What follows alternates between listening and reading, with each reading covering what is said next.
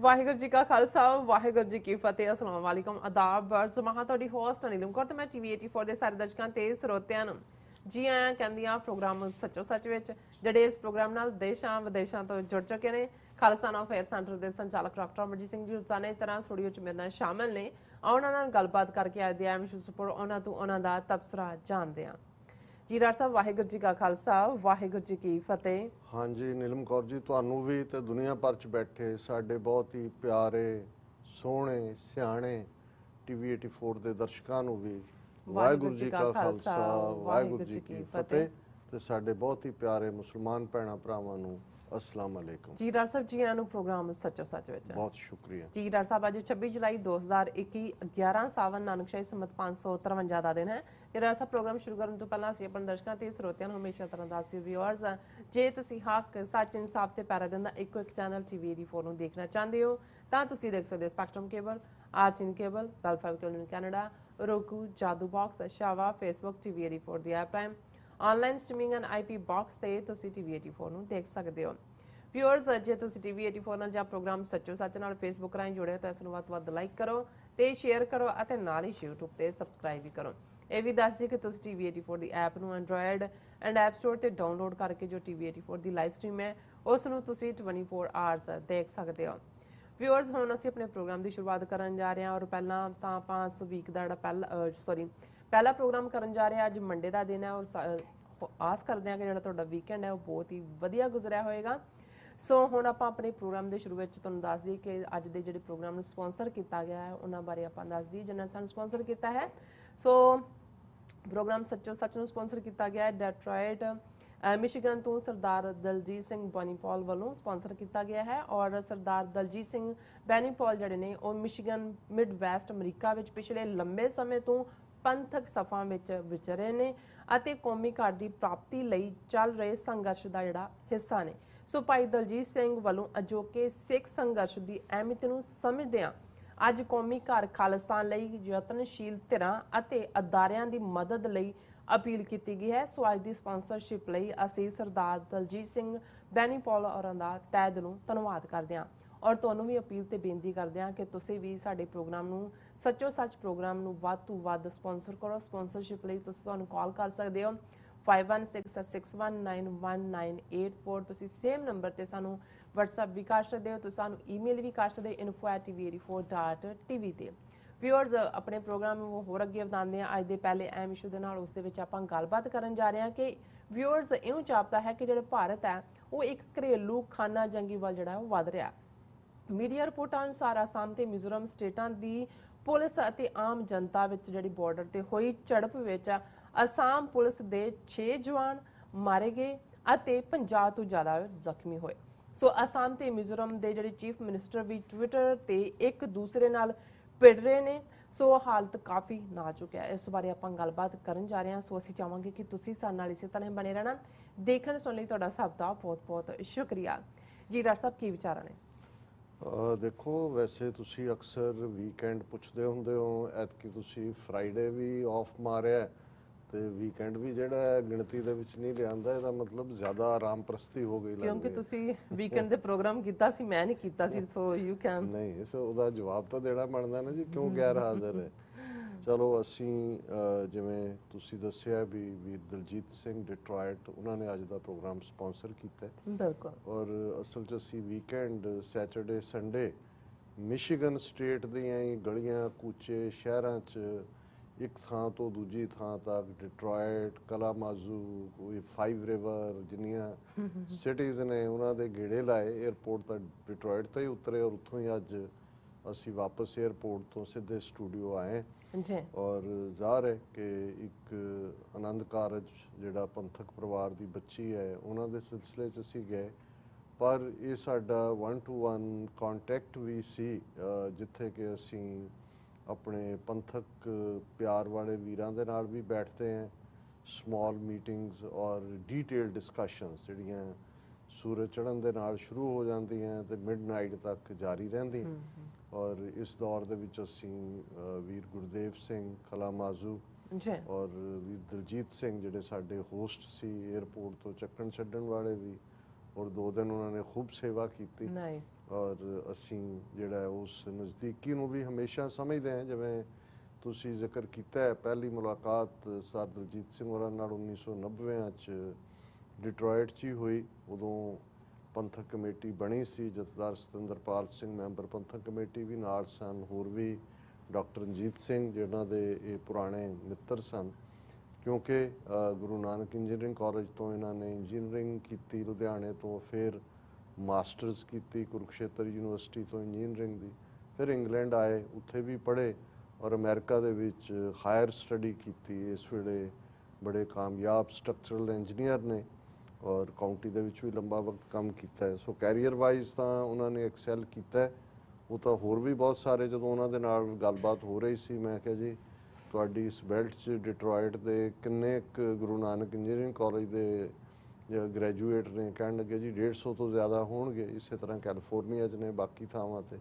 ਪਰ ਅਸੀਂ ਸਮਝਦੇ ਹਾਂ ਵੀ ਇਹ ਵੱਡੇ ਭਾਗ ਹੁੰਦੇ ਨੇ ਜਿਨ੍ਹਾਂ ਦੇ ਉੱਤੇ ਗੁਰੂ ਦੀ ਰਹਿਮਤ ਹੁੰਦੀ ਹੈ, ਤੇ ਜਿਹੜੇ ਵੀਰ ਭੈਣ ਇਹ ਸੋਚਦੇ ਨੇ ਕਿ ਆਪਣੀ ਕਾਮਯਾਬੀ ਤੋਂ ਬਿਨਾਂ ਆਪਣੇ ਪ੍ਰੋਫੈਸ਼ਨ 'ਚ ਐਕਸੈਲ ਕਰਨਾ, ਬੱਚਿਆਂ ਨੂੰ ਚੰਗੀ ਐਜੂਕੇਸ਼ਨ ਦੇਣੀ, ਚੰਗਾ ਘਰ ਹੋਣਾ, ਚੰਗੀ ਗੱਡੀ ਹੋਣੀ, ਇਹ ਹਰ ਇੱਕ ਦੀ ਇੱਕ ਖਾਹਿਸ਼ ਵੀ ਹੁੰਦੀ ਹੈ। ਅਮਰੀਕਾ ਆਉਣ ਦੇ ਪਿੱਛੇ ਇੱਕ ਵੱਡਾ ਕਾਰਨ ਇਹ ਵੀ ਹੁੰਦਾ ਹੈ। ਪਰ ਜਦੋਂ ਤੁਹਾਡੀਆਂ ਉਹ ਲੋੜਾਂ ਪੂਰੀਆਂ ਵੀ ਹੋ ਜਾਣ, ਜੇ ਫਿਰ ਵੀ ਤੁਹਾਨੂੰ ਸਿਰਫ ਆਪਣਾ ਆਪਾ ਸੁਝੇ, ਤੇ ਇਹ ਸਮਝੋ ਕਿ ਵੀ ਤੁਸੀਂ ਜ਼ਿੰਦਗੀ ਵਿਅਰਥ ਗੁਜ਼ਾਰੀ ਹੈ, ਕਿਉਂਕਿ ਜ਼ਿੰਦਗੀ ਪਰਉਪਕਾਰ ਦਾ ਨਾਂ ਹੈ। ਥੈਂਕਫੁਲਨੈਸ ਜਦੋਂ ਅਸੀਂ ਜ਼ਿਕਰ ਕਰਦੇ ਹਾਂ ਕਿ ਭਾਈ ਸਭ ਤੋਂ ਪਹਿਲਾਂ ਤਾਂ ਥੈਂਕ ਯੂ ਰੱਬ ਦਾ ਕਿ ਜਿਸ ਦੀ ਰਹਿਮਤ ਦੇ ਨਾਲ ਸਾਨੂੰ ਇਨਸਾਨੀ ਜ਼ਿੰਦਗੀ ਮਿਲੀ, ਸੁੱਖ ਸਹੂਲਤਾਂ, ਘਰ ਆਲਾ ਦੁਆਲਾ ਮਿਲਦਾ। ਫਿਰ ਦੂਸਰਾ ਸਾਡਾ ਥੈਂਕ ਯੂ ਜਾਂ ਸ਼ੁਕਰਗੁਜ਼ਾਰੀ ਮਾਪਿਓ ਦੀ ਹੁੰਦੀ ਹੈ, ਜਿਨ੍ਹਾਂ ਨੇ ਸਾਨੂੰ ਜਨਮ ਵੀ ਦਿੱਤਾ ਹੈ, ਜਿਨ੍ਹਾਂ ਨੇ ਸਾਡੀ ਪਰਵਰਿਸ਼ ਕੀਤੀ, ਸਾਨੂੰ ਐਜੂਕੇਸ਼ਨ ਦਿੱਤੀ।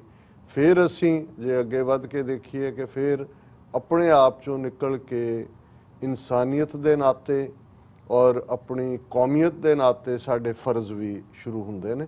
ਔਰ ਜੇ ਅਸੀਂ ਸਿਰਫ ਆਪਣੇ ਆਪ ਤੱਕ ਹੀ ਰਹੀਏ, ਔਰ ਜਿਹੜੇ ਆਪਣੇ ਆਪ ਤੱਕ ਰਹਿੰਦੇ ਨੇ ਉਹ ਬਹੁਤ ਵਾਰ ਮਾਤਾ ਪਿਤਾ ਤੋਂ ਵੀ ਵਿੱਥ ਪਾ ਲੈਂਦੇ ਨੇ, ਔਰ ਫਿਰ ਉਹ ਸੈਲਫ ਸੈਂਟਰਡ ਜ਼ਿੰਦਗੀ, ਕਿਉਂਕਿ ਅਮਰੀਕਨ ਸਿਸਟਮ ਦੀਆਂ ਬਹੁਤ ਸਾਰੀਆਂ ਖੂਬਸੂਰਤੀਆਂ ਨੇ, ਚੰਗਿਆਈਆਂ ਨੇ, ਪਰ ਇਹ ਜਿਹੜਾ ਇੰਡੀਵਿਜੂਅਲਿਜ਼ਮ ਹੈ ਕਿ ਜਿਹਦੇ 'ਚ ਸਿਰਫ ਤੁਸੀਂ ਮੈਂ, ਮੀ, ਮਾਈ ਇਹ ਕਰਦੇ ਹੋ, ਅਨਫੋਰਚੂਨੇਟਲੀ ਸਾਡਾ ਵੀ ਇੱਕ ਵੱਡਾ ਤਬਕਾ ਇਸ ਦਾ ਸ਼ਿਕਾਰ ਹੈ। ਪਰ ਉਹ ਵੀ ਨੇ ਜਿਹੜੇ ਕਿ ਇਸ ਸਭ ਦੇ ਚਲਦੇ ਆ ਆਪਣੀ ਮਿੱਟੀ ਦਾ, ਆਪਣੇ ਲੋਕਾਂ ਦਾ, ਆਪਣੀ ਧਰਤੀ ਦਾ ਦਰਦ ਰੱਖਦੇ ਨੇ।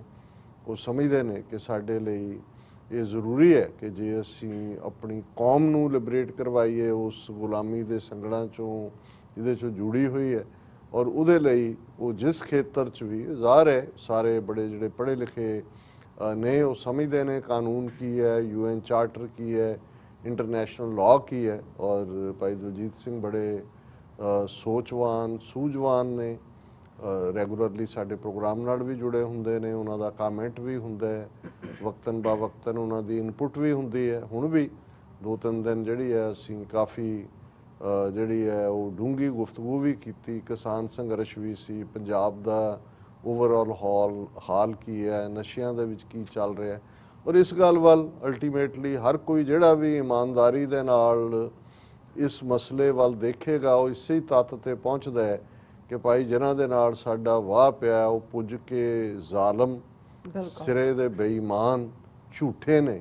ਔਰ ਅਸੀਂ ਜਦੋਂ ਇੰਨੀਆਂ ਪ੍ਰਾਪਤੀਆਂ ਵੀ ਇੰਟਰਨੈਸ਼ਨਲੀ ਕਰਦੇ ਹਾਂ ਤੇ ਛੁਟਿਆਉਣ ਲਈ 2% ਕਹਿ ਦੇਣਗੇ ਜੀ ਇਹ ਤਾਂ 2% ਨੇ, ਪਰ ਇਹੀ 2% ਜਿਹੜੇ ਨੇ ਇਹਨਾਂ ਤੋਂ ਇਹ ਖੌਫਜ਼ਦਾ ਵੀ ਨੇ ਹਕੂਮਤ ਭਾਰਤੀ ਵੀ ਇਹਨਾਂ ਨੂੰ ਕਿਵੇਂ ਡਿਸਟਰੋਏ ਕਰਨਾ ਹੈ, ਲੌਕ ਸਟਾਕ ਐਂਡ ਬੈਰਲ। ਔਰ ਸਾਰੀਆਂ ਨੀਤੀਆਂ ਇਸ ਪਾਸੇ ਹੀ ਸਿੱਧਤ ਨੇ ਕਿ ਇਹ 2% ਨੂੰ ਕਿਵੇਂ ਡਿਸਟਰੋਏ ਕਰਨਾ।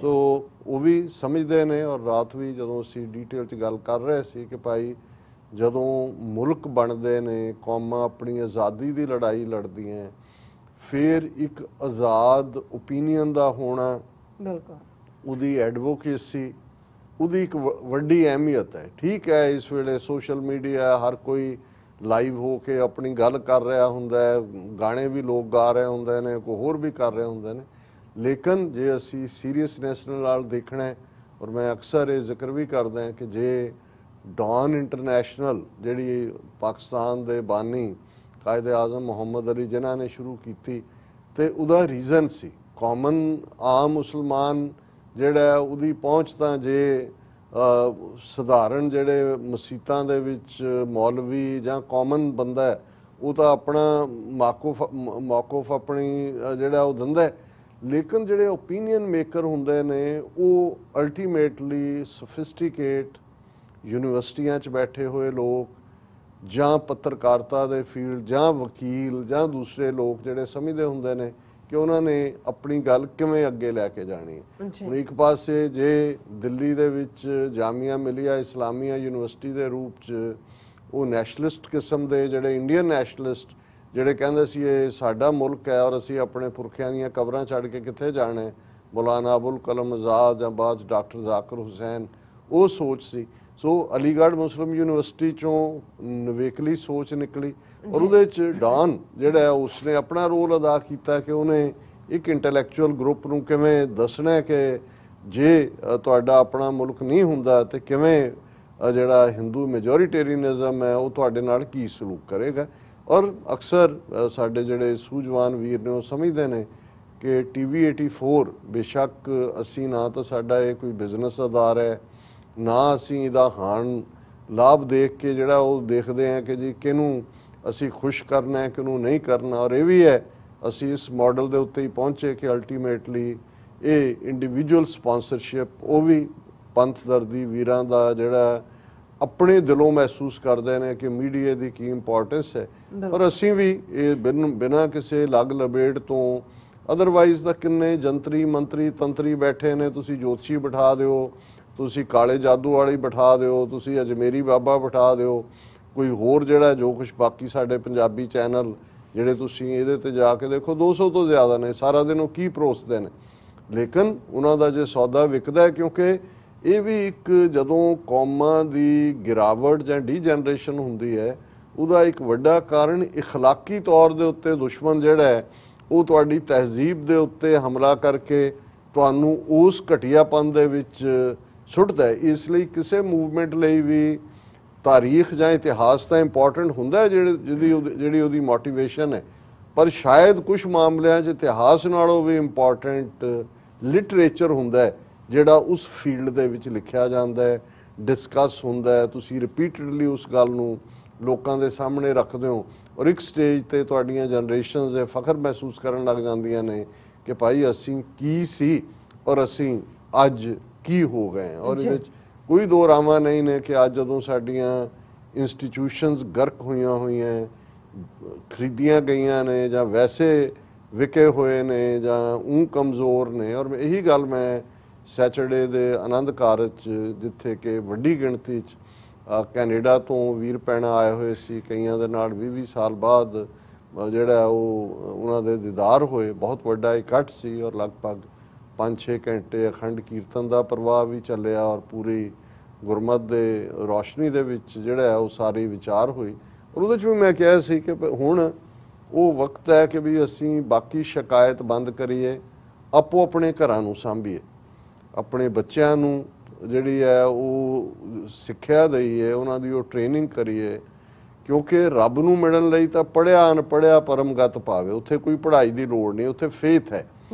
ਲੇਕਿਨ ਜੇ ਤੁਸੀਂ ਪ੍ਰਾਈਡ ਦੇਣਾ ਹੈ ਬੱਚਿਆਂ ਨੂੰ ਕਿ ਉਹ ਸਿੱਖੀ ਸਰੂਪ ਦੇ ਵਿੱਚ ਸਿੱਖ ਦੇ ਨਾਤੇ ਸਮਾਜ 'ਚ ਵਿਚਰਨ ਤੇ ਉਹ ਪ੍ਰਾਈਡ ਤੁਹਾਡਾ ਹਿਸਟਰੀ 'ਚੋਂ ਆਏਗਾ, ਬਿਲਕੁਲ ਉਹ ਪ੍ਰਾਈਡ ਤੁਹਾਡੀ ਆਪਣੀ ਜ਼ਿੰਦਗੀ 'ਚੋਂ ਆਏਗਾ। ਜਿਸ ਕਿਸਮ ਦੀ ਜ਼ਿੰਦਗੀ ਪੇਰੈਂਟਸ ਜੋ ਇਮਾਨਦਾਰੀ ਦੀ ਜ਼ਿੰਦਗੀ ਹੈ, ਹੱਕ ਹਲਾਲ ਦੀ ਕਮਾਈ ਹੈ, ਰਿਜ਼ਕੇ ਹਲਾਲ ਹੈ, ਪਰਿਵਾਰ ਜਿਹੜਾ ਇੱਕ ਯੂਨਿਟ ਦੇ ਤੌਰ ਤੇ ਆਪਸ ਦੇ ਵਿੱਚ ਬੈਠਦਾ ਹੈ, ਬੱਚਿਆਂ ਦੇ ਨਾਲ ਤੁਸੀਂ ਇੱਕ ਦੋਸਤਾਂ ਵਾਂਗ ਬਿਹੇਵ ਕਰਦੇ ਹੋ, ਉਹ ਤੁਹਾਡੇ ਨਾਲ ਖੁੱਲ੍ਹ ਕੇ ਗੱਲ ਕਰ ਸਕਦੇ ਨੇ, ਤੁਸੀਂ ਉਹਨਾਂ ਦੇ ਨਾਲ ਕਰਦੇ ਹੋ। ਔਰ ਇਹ ਉਹ ਹੈ ਜਿੱਥੇ ਕਿ ਤੁਸੀਂ ਆਪਣੇ ਬੱਚਿਆਂ ਨੂੰ ਕਿ ਕਿਉਂ ਸਾਡੇ ਲਈ ਆਪਣੀ ਸਰਵਾਈਵਲ ਲਈ ਜ਼ਰੂਰੀ ਹੈ ਕਿ ਸਿੱਖਾਂ ਦਾ ਮੁਲਕ ਹੋਏ, ਕਿਉਂ ਖਾਲਿਸਤਾਨ ਜਿਹੜਾ ਹੈ ਉਹ ਜ਼ਰੂਰੀ ਹੈ ਔਰ ਅਸੀਂ ਆਪਣੇ ਲਗਭਗ 5.5 ਸਦੀਆਂ ਦੇ ਇਤਿਹਾਸ 'ਚ ਕਿਸ ਕਿਸਮ ਦੇ ਜਿਹੜੇ ਨੇ ਉਹ ਪ੍ਰੈਸੀਡੈਂਟ ਸੈੱਟ ਕੀਤੇ ਹੋਏ ਨੇ। ਸੋ ਉਹ ਕਹਾਣੀ ਤਾਂ ਇੱਕ ਆਪਣਾ ਰੋਲ ਹੈ ਜਿਹੜਾ ਤੁਸੀਂ ਫੈਮਿਲੀ ਨੂੰ ਐਜ਼ ਏ ਯੂਨਿਟ ਸੰਭਾਲ ਕੇ ਕਰਦੇ ਹੋ, ਪਰ ਜੇ ਤੁਸੀਂ ਮੀਡੀਆ ਡਿਸਕੋਰਸ ਕਰਨਾ ਹੈ ਔਰ TV 84 ਇੱਕ ਪਲੇਟਫਾਰਮ ਜਿਹੜਾ ਲਗਭਗ ਦਸੰਬਰ 2012 ਤੋਂ ਜਿਸ ਦੀ ਸ਼ੁਰੂਆਤ ਹੁੰਦੀ ਹੈ ਔਰ ਉਸ ਰਾਹੀਂ ਸਾਡੀ ਕੋਸ਼ਿਸ਼ ਹੈ ਔਰ ਅਸੀਂ ਇਸ ਨੂੰ ਹਮੇਸ਼ਾ ਇੱਕ ਓਪਨ ਪਲੇਟਫਾਰਮ ਵੀ ਰੱਖਿਆ ਹੈ ਔਰ ਸਾਡੀ ਇਹ ਚਾਹਨਾ ਹੈ ਆਉਣ ਵਾਲੇ ਪੀਰੀਅਡ 'ਚ ਯੰਗਸਟਰਸ ਦਾ ਵੀ ਇਸ ਦੇ ਉੱਤੇ ਕਿਉਂ ਕੋਵਿਡ-19 ਨੇ ਸਭ ਕੁਝ 1.5 ਸਾਲ ਪਿੱਛੇ ਸੁੱਟਤਾ ਹੈ ਲੇਕਿਨ ਜਿਉਂ ਜਿਹੜੀ ਹੈ ਉਹ ਰਿਕਵਰੀ ਹੋ ਰਹੀ ਹੈ ਇਹ ਸਾਰੇ ਤੋਂ ਅਸੀਂ ਹੋਰ ਵੀ ਨਵੇਂ ਪ੍ਰੋਗਰਾਮ ਆਲਰੇਡੀ ਸਾਡੇ ਕੋਲ ਚੰਗੀਆਂ ਟੀਮਾਂ ਇਸ ਵੇਲੇ ਪੰਜਾਬ ਦੇ ਵਿੱਚ ਚੰਡੀਗੜ੍ਹ ਬੇਸਡ 6-7 ਜਿਹੜੇ TV84 ਮੈਂਬਰਸ ਨੇ ਟੀਮ ਔਰ ਇਸ ਤਰ੍ਹਾਂ ਦਿੱਲੀ 'ਚ ਹੈ ਟੀਮ ਫਤਿਹਗੜ੍ਹ ਸਾਹਿਬ ਤੋਂ ਜਿਹੜਾ ਹੈ ਸਵੇਰੇ ਸ਼ਾਮ ਲਾਈਵ ਪ੍ਰੋਗਰਾਮ ਹੁੰਦੇ ਨੇ ਔਰ ਅਸੀਂ ਆਉਣ ਵਾਲੇ ਪੀਰੀਅਡ 'ਚ ਪਾਕਿਸਤਾਨ 'ਚ ਵੀ ਔਰ ਦੂਸਰੀਆਂ ਥਾਵਾਂ ਤੋਂ ਵੀ ਖਾਸ ਤੌਰ ਤੇ ਜਿੱਥੇ ਸਾਡਾ ਵਿਰਸਾ ਹੈ ਹੈਰੀਟੇਜ ਹੈ ਉਸ ਦੇ ਨਾਲ ਵੀ ਜੋੜਨ ਦੀ ਕੋਸ਼ਿਸ਼ ਕਰਾਂਗੇ। ਸੋ ਅਸੀਂ ਭਾਈ ਦਲਜੀਤ ਸਿੰਘ ਜੀ ਦਾ ਬਹੁਤ ਬਹੁਤ ਸ਼ੁਕਰੀਆ ਅਦਾ ਕਰਦੇ ਹਾਂ। ਹੁਣ ਗੱਲ ਸਿਵਲ ਵਾਰ ਕਿਉਂਕਿ ਤੁਸੀਂ ਇਹੀ ਕਿਹਾ ਇਵੇਂ ਲੱਗਦਾ ਕਿ ਜਿਵੇਂ ਭਾਰਤ ਘਰੇਲੂ ਖਾਨਾ ਜੰਗੀ ਹੁਣ ਖਾਨਾ ਜੰਗੀ ਤਾਂ ਇਹੀ ਹੁੰਦੀ ਹੈ ਜਦੋਂ ਕਿ ਸਿਸਟਮ ਦੇ ਉੱਤੇ ਇਤਬਾਰ ਮੁੱਕਦਾ ਹੈ ਜਿਹੜਾ ਉੱਤੇ ਬੈਠਾ ਹੈ ਉਹ ਲੱਗਦਾ ਕਿ ਭਾਈ ਉਹ ਇਨਸਾਫ ਨਹੀਂ ਕਰ ਰਿਹਾ ਫਿਰ ਲੋਕ ਕਾਨੂੰਨ ਨੂੰ ਆਪਣੇ ਹੱਥਾਂ 'ਚ ਲੈਂਦੇ ਨੇ ਔਰ ਆਪਣਾ ਇਨਸਾਫ ਆਪ ਲੈਣਾ ਚਾਹੁੰਦੇ ਨੇ। ਬੇਸ਼ੱਕ ਜਿਹੜੀਆਂ ਭਾਰਤ ਦੇ ਉੱਤਰ ਪੂਰਬ ਦੇ ਵਿੱਚ ਨਾਰਥ ਈਸਟ ਦੇ ਵਿੱਚ 7 ਸਟੇਟਾਂ ਨੇ ਜਿਨ੍ਹਾਂ ਨੂੰ 7 ਸਿਸਟਰਸ ਵੀ ਕਿਹਾ ਜਾਂਦਾ ਹੈ ਜਿਨ੍ਹਾਂ 'ਚ ਅਸਾਮ ਹੈ ਮਿਜ਼ੋਰਮ ਹੈ ਮੇਘਾਲਿਆ ਹੈ ਨਾਗਾਲੈਂਡ ਹੈ ਅਰੁਣਾਚਲ ਪ੍ਰਦੇਸ਼ ਹੈ ਇਹ ਸਾਰੇ ਮਨੀਪੁਰ ਹੈ ਇਹਨਾਂ ਸਾਰਿਆਂ ਦੇ ਉੱਤੇ ਸਖਤ ਕੰਟਰੋਲ ਹੈ ਫੌਜ ਹੀ ਉੱਥੇ ਹੁੰਦੀ ਬਿਨਾਂ ਪਰਮਿਸ਼ਨ ਉੱਥੇ ਕਿਸੇ ਨੂੰ ਜਾਣਾ ਅਲਾਉਡ ਨਹੀਂ ਹੁੰਦਾ ਕਿਉਂਕਿ ਇਹ ਪਹਿਲੇ ਦਿਨ ਤੋਂ ਹੀ 47 ਤੋਂ ਬਾਅਦ ਹੀ ਜਿਹੜੀਆਂ ਨੇ ਇਹ ਟਰਬਲਡ ਸਟੇਟਸ ਇਸ ਲਈ ਹਾਲਾਂ ਉਦੋਂ ਸਟੇਟਸ ਨਹੀਂ ਸੀ ਹੈ ਤਾਂ ਕੱਲਾ ਆਸਾਮ ਹੀ ਸੀ ਵੱਡੇ ਫਾਰਮ 'ਚ ਪਰ ਹਕੂਮਤ ਨੇ ਉਹਨਾਂ ਲੋਕਾਂ ਦੀ ਜਿਹੜੀ ਬੇਚੈਨੀ ਸੀ ਜਾਂ ਉਹਨਾਂ ਵਿਚਲੀ ਜਿਹੜੀ ਆਜ਼ਾਦੀ ਜਾਂ ਰੈਵੋਲੂਸ਼ਨਰੀ ਸਪਿਰਿਟ ਸੀ ਉਹਨੂੰ ਕਿਤੇ ਨਾ ਕਿਤੇ ਕੰਟੇਨ ਕਰਨ ਦੇ ਲਈ ਉਹਨਾਂ ਦੇ ਛੋਟੇ ਫੀਫਡਮ ਵੀ ਬਣਾ ਦਿੱਤੇ ਸਟੇਟਾਂ ਬਣਾ ਦਿੱਤੀਆਂ ਔਰ ਉਹਦੇ 'ਚ ਇੱਕ ਫੀਅਰ ਇਹਨਾਂ ਨੂੰ ਇਹ ਸੀ ਕਿਉਂਕਿ ਇਸ ਗੱਲ ਦਾ ਧਿਆਨ ਰਹੇ ਕਿ ਇਹ ਕੋਈ ਹਿੰਦੂਤਵਾਦੀ ਆਈਡੀਓਲੋਜੀ ਵਾਲੇ ਤਾਂ ਅੱਜ ਖੁੱਲ੍ਹ ਕੇ ਆਏ ਨੇ ਲੇਕਿਨ ਨਹਿਰੂ ਈਰਾ ਦੇ ਵੇਲੇ ਮੈਂ ਕਿਤੇ ਇਹ ਦੇਖ ਰਿਹਾ ਸੀ ਕਿ ਨਹਿਰੂ ਨੇ ਰਾਮਕ੍ਰਿਸ਼ਨ ਪਰਮਹੰਸ ਮਿਸ਼ਨ ਵਾਲਿਆਂ ਨੂੰ ਜਿਹੜਾ ਉਹਨਾਂ ਨਾਲ ਰਾਬਤਾ ਕਰਕੇ ਕਿਹਾ ਕਿ ਜੀ ਨਾਰਥ ਈਸਟ ਦੇ ਵਿੱਚ ਜਿਹੜਾ ਉਹ ਕ੍ਰਿਸਚੀਅਨਿਟੀ ਦਾ ਪ੍ਰਭਾਵ ਬੜੀ ਤੇਜ਼ੀ ਨਾਲ ਵੱਧ ਰਿਹਾ ਹੈ ਔਰ ਕਿਉਂ ਨਾ ਉੱਥੇ ਜਿਹੜਾ ਔਰ ਇਹ ਸਰਕਾਰੀ ਲੈਵਲ ਦੇ ਉੱਤੇ ਸਪਾਂਸਰ ਕੀਤਾ ਗਿਆ ਪ੍ਰੋਗਰਾਮ ਕਿ ਰਾਮਕ੍ਰਿਸ਼ਨਾ ਪਰਮਹੰਸ ਮਿਸ਼ਨ ਉੱਥੇ ਹਿੰਦੂਤਵਾ ਦਾ ਜਿਹੜਾ ਉਹ ਪ੍ਰਚਾਰ ਕਰਨ ਭਾਵੇਂ ਉਹਨਾਂ ਦੀ ਇੱਕ ਡਿਫਰੈਂਟ ਵਰਜ਼ਨ ਹੈ ਹਿੰਦੂ ਧਰਮ ਦੀ ਪਰ ਮੈਂ ਇਹ ਦੱਸ ਰਿਹਾ ਕਿ ਇਹ ਸੈਕੂਲਰ ਕਾਂਗਰਸ ਦੇ ਵੇਲੇ ਵੀ ਹੁੰਦਾ ਸੀ ਔਰ ਅਕਸਰ ਮੈਂ ਜਦੋਂ ਆਪਣੀ ਪ੍ਰੈਜੈਂਟੇਸ਼ਨ ਕਿਸੇ ਵੀ ਜਿਹੜੇ ਲੋਕ ਇੱਥੇ ਓਪੀਨੀਅਨ ਮੇਕਰ ਨੇ ਉਹਨਾਂ ਦੇ ਸਾਹਮਣੇ ਮੈਨੂੰ ਗੱਲ ਕਰਨ ਦਾ ਮੌਕਾ ਮਿਲਦਾ ਹੈ ਤੇ ਮੇਰਾ ਹਮੇਸ਼ਾ ਇਹ ਕਹਿਣਾ ਹੁੰਦਾ ਹੈ ਕਿ ਵੀ 3 ਵੱਡੀਆਂ ਮਾਈਨੋਰਿਟੀਜ਼ ਭਾਰਤ ਦੇ ਵਿੱਚ ਨੇ ਜਿਹੜੀਆਂ 3 ਸੂਬਿਆਂ 'ਚ ਮੈਜੋਰਿਟੀ 'ਚ ਨੇ ਪਰ ਭਾਰਤ ਦੀ ਉਹ ਮਾਈਨੋਰਿਟੀ ਹੈ ਔਰ ਤਿੰਨੋਂ ਹੀ ਉਹਨਾਂ ਦੇ ਖਿਲਾਫ ਸਟੇਟ ਨੇ ਪਿਛਲੇ 75 ਸਾਲਾਂ ਤੋਂ ਜੰਗ ਛੇੜੀ ਹੋਈ ਹੈ। ਸਿੱਖ ਭਾਰਤ ਦੇ ਵਿੱਚ ਮਾਈਨੋਰਿਟੀ ਨੇ 2% ਤੋਂ ਘੱਟ ਜੇ 1966 'ਚ ਰੋਕ ਲਾ ਕੇ ਪੰਜਾਬੀ ਸੂਬਾ ਬਣਾ ਹੀ ਦਿੱਤਾ ਤੇ ਅਸੀਂ ਦੇਖ ਰਹੇ ਹਾਂ ਕਿ ਪਿਛਲੀ ਅੱਧੀ ਸਦੀ ਤੋਂ ਕਿਵੇਂ ਸਿੱਖਾਂ ਦੇ ਖਿਲਾਫ ਬਰਾਬਰ ਟੋਟਲ ਵਾਰ ਇਹਨਾਂ ਦੀ ਜਾਰੀ ਹੈ।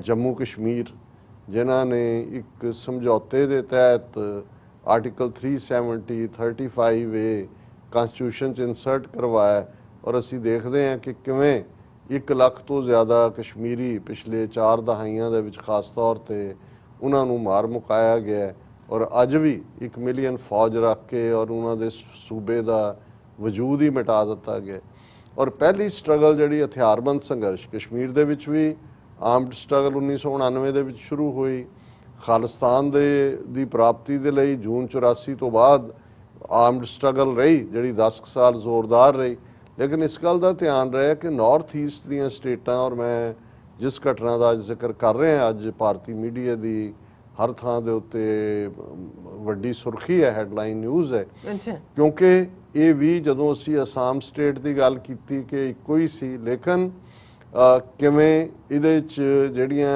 ਅੱਜ 2 ਸਟੇਟਾਂ ਨੇ ਜਿਨ੍ਹਾਂ 'ਚ ਇੱਕ ਨਾਗਾਲੈਂਡ ਹੈ ਔਰ ਇੱਕ ਮਿਜ਼ੋਰਮ ਹੈ ਇਹ ਕ੍ਰਿਸਚੀਅਨ ਮੈਜੋਰਿਟੀ ਸਟੇਟਸ ਸੀ ਔਰ ਉਦੋਂ ਸਟੇਟਸ ਨਹੀਂ ਸੀ ਅਸਾਮ ਦਾ ਹੀ ਹਿੱਸਾ ਸੀ ਲੇਕਿਨ ਕਿਵੇਂ ਉਹਨਾਂ ਦੀ ਪਰਸੀਕਿਊਸ਼ਨ ਹੋਈ ਨਾਗਿਆਂ ਦੇ ਨਾਲ ਵੀ ਕਿਵੇਂ ਵਾਅਦਾ ਖਿਲਾਫੀ ਹੋਈ ਪਰ ਅੱਜ ਅਸੀਂ ਨਾਗਾ ਇਸ਼ੂ ਦੀ ਗੱਲ ਨਹੀਂ ਕਰਾਂਗੇ। ਹਾਲਾਂ ਉਹਨਾਂ ਦੇ ਨਾਲ ਪਿਛਲੇ 19-20 ਸਾਲ ਤੋਂ ਜਿਹੜੀਆਂ ਨੇ ਉਹ ਮੁਜ਼ਾਕਰਾਤ, ਡਾਇਲੋਗ ਫॉर ਪੀਸ, ਨਾਗਾ ਅਕੋਰਡ ਉਹਨਾਂ ਦੇ ਨਾਲ ਥਾਈਲੈਂਡ ਔਰ ਦੂਸਰੀਆਂ ਥਾਵਾਂ ਤੋਂ ਕਰਕੇ, ਲੇਕਿਨ ਅਜੇ ਵੀ ਉਹਨਾਂ ਦੀ ਉਹ ਵਿੱਚ ਲਟਕ ਰਹੀ ਹੈ ਗੱਲ, ਕਿਉਂਕਿ ਦਿੱਲੀ ਦੀ ਹਕੂਮਤ ਦੀ ਤਾਂ ਲਾਈਨ ਸੀ ਕਿ ਇੰਨੀ ਕੁ ਗੱਲਬਾਤ ਲਮਕਾਈ ਜਾਓ ਤੇ ਅਲਟੀਮੇਟਲੀ ਕੁਝ ਹਤਾਸ਼ ਹੋ ਕੇ ਬਹਿ ਜਾਣਗੇ, ਉਹਨਾਂ ਦੇ ਬੁੱਢੇ ਲੀਡਰ ਮਰ ਜਾਣਗੇ, ਬਾਕੀਆਂ ਨੂੰ ਤੁਸੀਂ ਕਿਸੇ ਨੂੰ ਖਰੀਦ ਲਓ, ਕਿਸੇ ਨੂੰ ਮਾਰ ਲਓ। ਔਰ ਇਹ ਵੀ ਖਬਰ ਹੈ Nagaland MLAs panel hopes to bring rival groups on same talks page, ਕਿਉਂਕਿ ਗੱਲਬਾਤ ਨਾਗਿਆਂ ਦੀ ਇੱਕ ਫੈਕਸ਼ਨ ਨਾਲ ਕੀਤੀ, ਫਿਰ ਆਪੇ ਹੀ ਜਿਹੜਾ ਉੱਥੋਂ ਦਾ ਗਵਰਨਰ ਹੈ ਉਹਨੇ ਇੱਕ ਦੂਜਾ ਗਰੁੱਪ ਖੜਾ ਕਰਤਾ ਉਹਨਾਂ ਨੂੰ ਨਿਊਟਰਲਾਈਜ਼ ਕਰਨ ਦੇ ਲਈ। ਸੋ ਲੇਕਿਨ ਇਹ ਨਾਗਿਆਂ ਦੀ ਗੱਲ ਅਸੀਂ ਫਿਰ ਕਿਸੇ ਦਿਨ ਡਿਟੇਲ 'ਚ ਕਰਾਂਗੇ। ਜੀ ਅੱਜ ਜਿਹੜੀ ਮੇਨ ਖਬਰ ਸਾਰੇ ਮੀਡੀਆ 'ਚ ਹੈ, 6 Assam cops dead, 50 injured as violence at border with Mizoram intensifies। ਕਿ ਹੁਣ ਬੇਸ਼ੱਕ ਜਿਹੜਾ ਮਿਜ਼ੋਰਮ ਸਟੇਟ ਹੈ ਜਿਹਨੂੰ 1986 ਤੋਂ ਬਾਅਦ ਸਟੇਟਹੁੱਡ ਦਾ ਦਰਜਾ ਮਿਲਿਆ, ਮਿਜ਼ੋਰਮ ਪੀਸ ਅਕੋਰਡ ਸਾਈਨ ਕੀਤਾ ਲਾਲ ਡੈਂਗਾ ਔਰ ਇੰਡੀਅਨ ਗਵਰਨਮੈਂਟ ਨੇ, ਇਹ ਇੱਕ ਅਸਾਮ ਦਾ ਹੀ ਜ਼ਿਲ੍ਹਾ ਸੀ ਐਜ਼ਵਾਲ ਨਾਂ ਦੇ ਥੱਲੇ। ਔਰ ਉੱਥੇ ਜਦੋਂ ਤੋਂ ਇਹ ਸਟੇਟ ਬਣੀ ਵੀ ਹੈ ਉਹਨਾਂ ਦਾ ਅਸਾਮ ਦੇ ਨਾਲ ਬਾਰਡਰ ਕੀ ਹੈ ਕੀ ਨਹੀਂ ਹੈ ਅੱਜ ਤੱਕ ਇਹਨਾਂ ਨੇ ਇਹ ਇਕੱਲਾ ਅੱਜ ਕਿਹਾ ਕਿਸੇ ਪ੍ਰੋਮਿਨੈਂਟ ਜਰਨਲਿਸਟ ਨੇ ਵੀ ਇੱਕ ਲਦਾਖ ਦੀ ਤੁਸੀਂ ਗੱਲ ਕਰਦੇ ਹੋ, ਭਾਰਤ ਦੇ ਵਿੱਚ ਨਾਰਥ ਈਸਟ ਦੇ ਕਿੰਨੇ ਲਦਾਖ ਨੇ। ਹੁਣ ਮਤਲਬ ਲਦਾਖ ਕਿਉਂ ਹੈ, ਕਿਉਂਕਿ ਚਾਈਨਾ ਔਰ ਇੰਡੀਆ ਦਾ ਜਿਹੜਾ ਜਿਹਨੂੰ ਲਾਈਨ ਆਫ ਐਕਚੁਅਲ ਕੰਟਰੋਲ ਕਹਿੰਦੇ ਨੇ LAC, ਉਹਦੇ 'ਚ ਬਾਰਡਰ ਡਿਫਾਈਨ ਨਹੀਂ ਹੈ 3000 ਕਿਲੋਮੀਟਰ ਦੇ ਕਰੀਬ ਦਾ ਉਹ ਜਿਹੜਾ ਹੈ ਈਸਟਰਨ। ਪਰ ਉਹਨੇ ਕਿਹਾ ਕਿ ਜੀ ਗੱਲ ਇਹ ਨਹੀਂ ਹੈ। ਔਰ ਇਹ ਅੱਜ ਜਦੋਂ ਇੱਕ ਹਥਿਆਰਬੰਦ ਟਕਰਾਅ ਹੁੰਦਾ ਹੈ ਅਸਾਮ ਪੁਲਿਸ ਔਰ ਦੂਸਰੇ ਪਾਸੇ ਮਿਜ਼ੋਰਮ ਦੇ ਜਿਹੜੇ ਨੇ ਸਿਵਲੀਅਨ ਲੋਕ ਵੀ ਔਰ ਉਹਨਾਂ ਦੀ ਪੁਲਿਸ ਵੀ ਇੱਕ ਦੂਸਰੇ ਦੇ ਉੱਤੇ ਫਾਇਰਿੰਗ, ਪਹਿਲਾਂ ਵੀ ਕੁਝ ਮਹੀਨੇ ਪਹਿਲਾਂ ਇਹ ਹੋਇਆ, ਫਿਰ ਉਹਨੂੰ ਸ਼ਾਂਤ ਕਰ ਦਿੱਤਾ ਗਿਆ ਸੀ। ਔਰ ਅਜੇ ਪਿਛਲੇ ਹਫਤੇ ਇਹਨੇ ਅਮਿਤ ਸ਼ਾਹ ਨੇ ਇਹਨਾਂ ਚੀਫ ਮਿਨਿਸਟਰਸ ਦੀ ਮੀਟਿੰਗ ਕਰਕੇ ਕੂਲ ਡਾਊਨ ਕਰਨ ਦੀ ਕੋਸ਼ਿਸ਼ ਕੀਤੀ।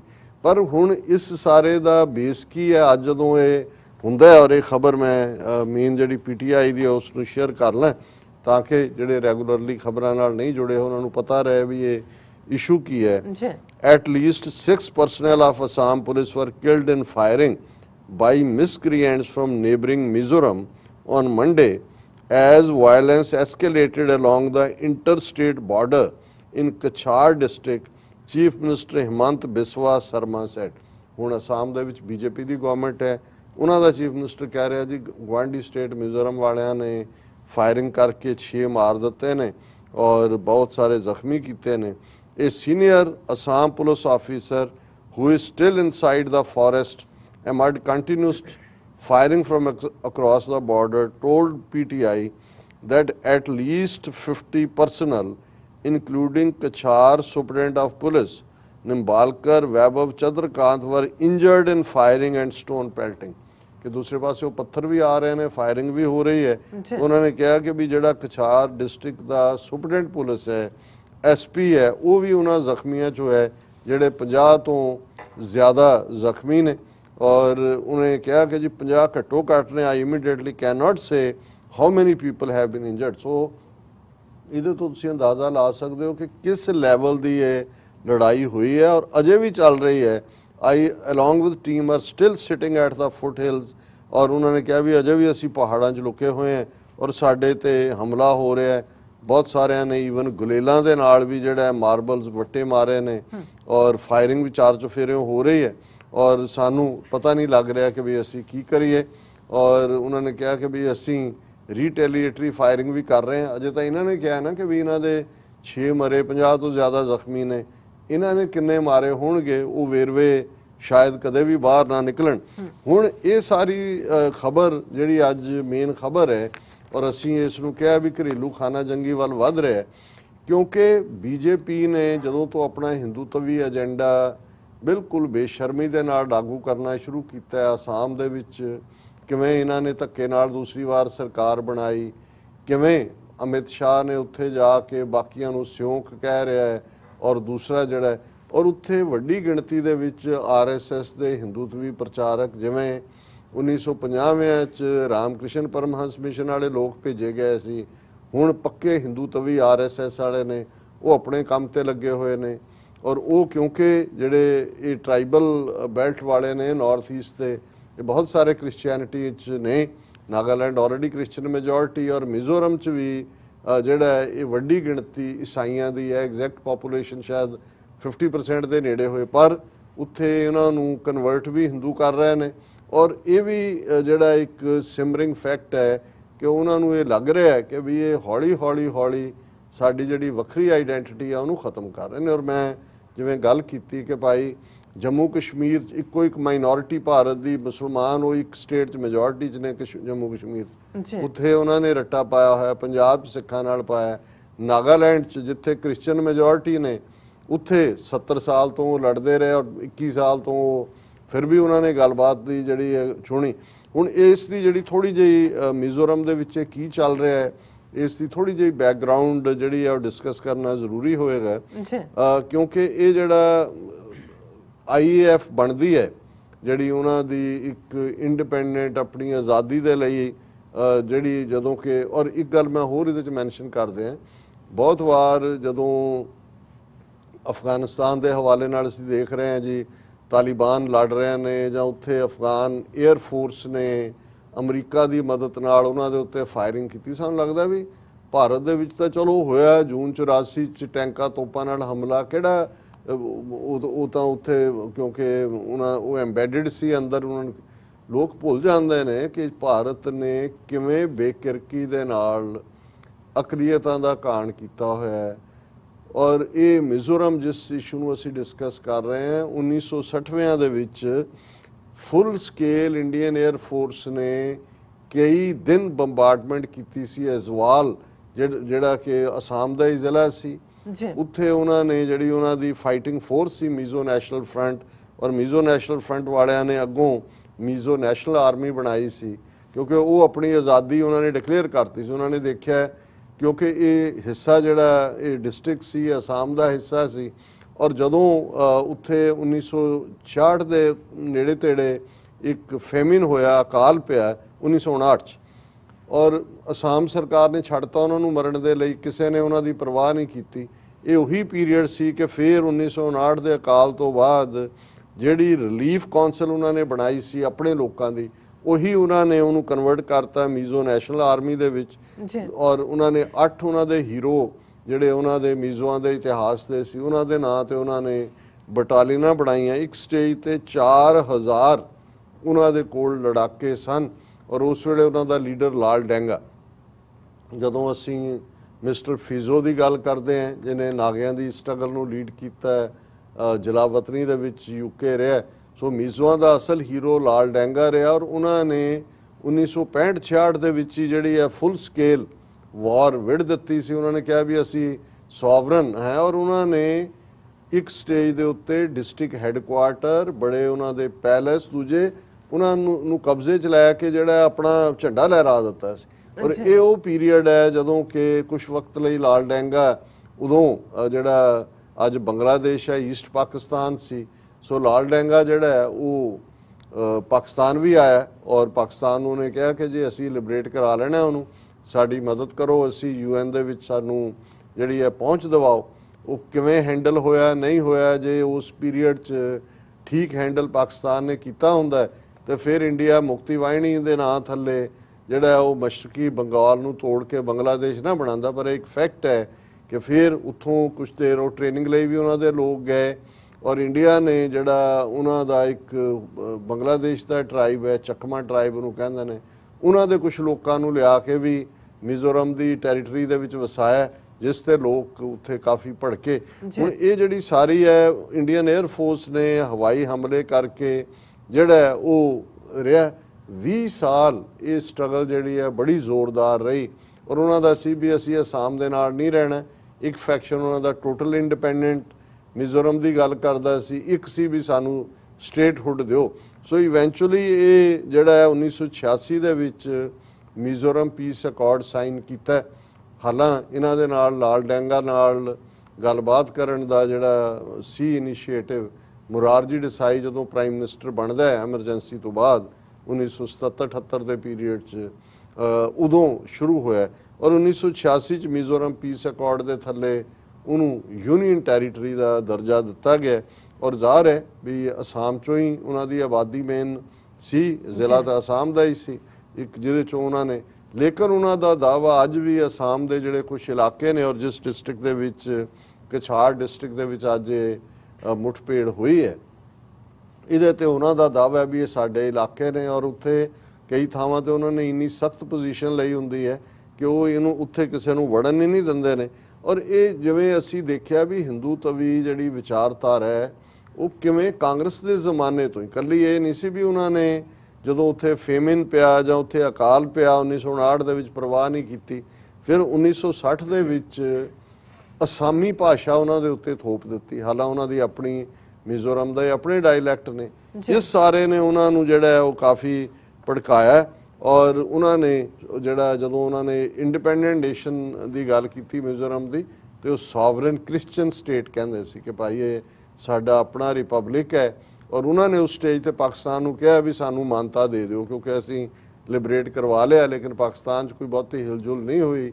ਉਹਨਾਂ ਨੇ ਇੰਡੀਅਨ 에ਅਰ ਫੋਰਸ ਨੇ ਅਟੈਕ ਕੀਤੇ ਔਰ ਵਾਪਸ ਜਿਹੜਾ ਹੈ ਉਹ ਹੋ ਗਿਆ, ਲੇਕਿਨ ਅਗਲੇ 20 ਸਾਲ ਮੀਜ਼ੋ ਬੜੀ ਬਹਾਦਰੀ ਦੇ ਨਾਲ ਲੜਦੇ ਰਹੇ ਔਰ ਅਖੀਰ ਜਿਹੜਾ ਉਹਨਾਂ ਨੇ 1986 ਦੇ ਪੀਸ ਅਕਾਰਡ ਤੋਂ ਬਾਅਦ ਜਿਹੜਾ ਉਹਨਾਂ ਦਾ ਸਟੇਟਹੁੱਡ ਰੀਸਟੋਰ ਹੋ ਗਿਆ ਔਰ ਉਹਨਾਂ ਨੂੰ ਜਿਹੜਾ ਪਹਿਲਾਂ ਯੂਨੀਅਨ ਟੈਰੀਟਰੀ ਔਰ ਫੁੱਲ ਫਲੈਜਡ ਸਟੇਟ ਬਣਾ ਦਿੱਤਾ। ਸੋ ਇਹ ਬੈਕਗਰਾਉਂਡ ਹੈ ਇਸ ਦੀ ਕਿ ਮਿਜ਼ੋਰਮ ਹੁਣ ਭਾਰਤ ਦੀ ਇੱਕ ਸਟੇਟ ਹੈ, ਲੇਕਿਨ ਉਹਨਾਂ ਦਾ ਦਾਅਵਾ ਜਿਹੜਾ ਹੈ ਅਸਾਮ ਦੇ ਉੱਤੇ ਉਹਨਾਂ ਦਾ ਗੁੱਸਾ ਵੀ ਹੈ ਔਰ ਅੰਦਰੋਂ ਅੰਦਰ ਇਹ ਜਿਹੜੀ ਗੱਲ ਜਦੋਂ ਦਾ ਹਿੰਦੂ ਤਵੀ ਇਹ ਆਏ ਨੇ ਦੁਬਾਰਾ ਉਹ ਸੁਲਗ ਰਹੀ ਹੈ, ਉਹਨਾਂ ਨੂੰ ਵੀ ਇਹ ਗੱਲ ਨਜ਼ਰ ਆ ਰਹੀ ਹੈ ਕਿ ਭਾਈ ਅਸੀਂ ਇੱਕ ਸਟੈਪ ਸਮਝੌਤਾ ਕਰਕੇ ਸਾਡੇ ਲੀਡਰ ਲਾਲ ਡੈਂਗਾ ਉਹਨੇ ਸਟੈਪ ਡਾਊਨ ਕਰ ਲਿਆ ਸੀ ਵੀ ਚਲੋ ਸੋਵਰਨਿਟੀ ਤੋਂ ਤੁਸੀਂ ਇਨਰ ਆਟੋਨਮੀ ਵੱਲ ਆ ਜਾਓ, ਪਰ ਉਹ ਗੱਲ ਬਣੀ ਨਹੀਂ ਹੈ ਔਰ ਹੁਣ ਉਹਨਾਂ ਨੇ ਔਰ ਇਹੀ ਨਹੀਂ ਹੈ ਕਿ ਵੀ ਇਹ ਇਕੱਲਾ ਉਹਨਾਂ ਨੇ ਸਿਵਿਲੀਅਨ ਜਾਂ ਪੁਲਿਸ ਦੀ ਝੜਪ ਹੋਈ।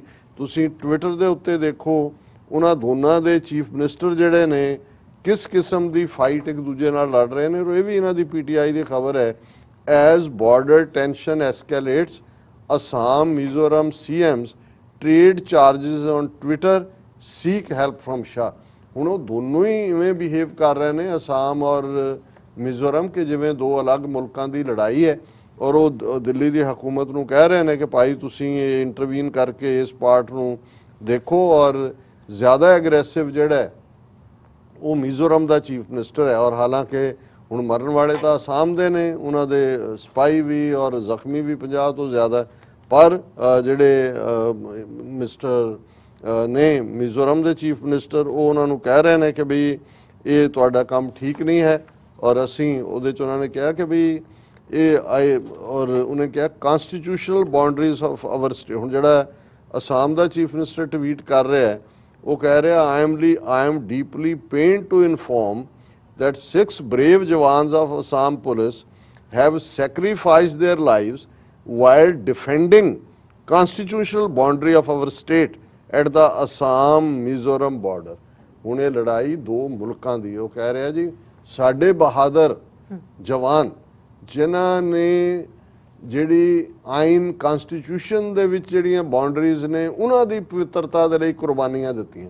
ਹੁਣ ਹੋਰ ਸਿਵਲ ਵਾਰ ਕੀ ਹੁੰਦੀ ਹੈ ਜਦੋਂ ਕਿ ਤੁਸੀਂ ਵਿਦਨ ਤੁਹਾਨੂੰ ਲੱਗ ਰਿਹਾ ਕੋਈ ਮਿਜ਼ੋਰਮ ਦੇ ਲੋਕ ਜੇ ਇਹਨਾਂ ਦੀ ਵਰਜਨ ਨੂੰ ਦੇਖਣਾ ਹੋਏ ਉਹ ਵੀ ਭਾਰਤੀ ਨੇ ਜਿਵੇਂ ਇਹਨਾਂ ਨੂੰ, ਲੇਕਿਨ ਉਹ ਇਹ ਕਹਿ ਰਿਹਾ ਕਿ ਜਿਹੜੇ ਸਾਡੇ ਜਵਾਨ ਮਰੇ ਨੇ constitutional boundaries of hour state ਔਰ ਇਸ ਗੱਲ ਨੂੰ ਜਦੋਂ ਉਹ ਕਾਊਂਟਰ ਕਰਦਾ ਮਿਜ਼ੋਰਮ ਦਾ ਉਹ ਇਹ ਕਹਿੰਦਾ ਵੀ ਇਹ ਹਮਲਾਵਰ ਨੇ ਔਰ ਇਹ ਸਾਡੀ ਬਾਉਂਡਰੀ ਆ ਅਸੀਂ ਡਿਫੈਂਡ ਕਰਾਂਗੇ।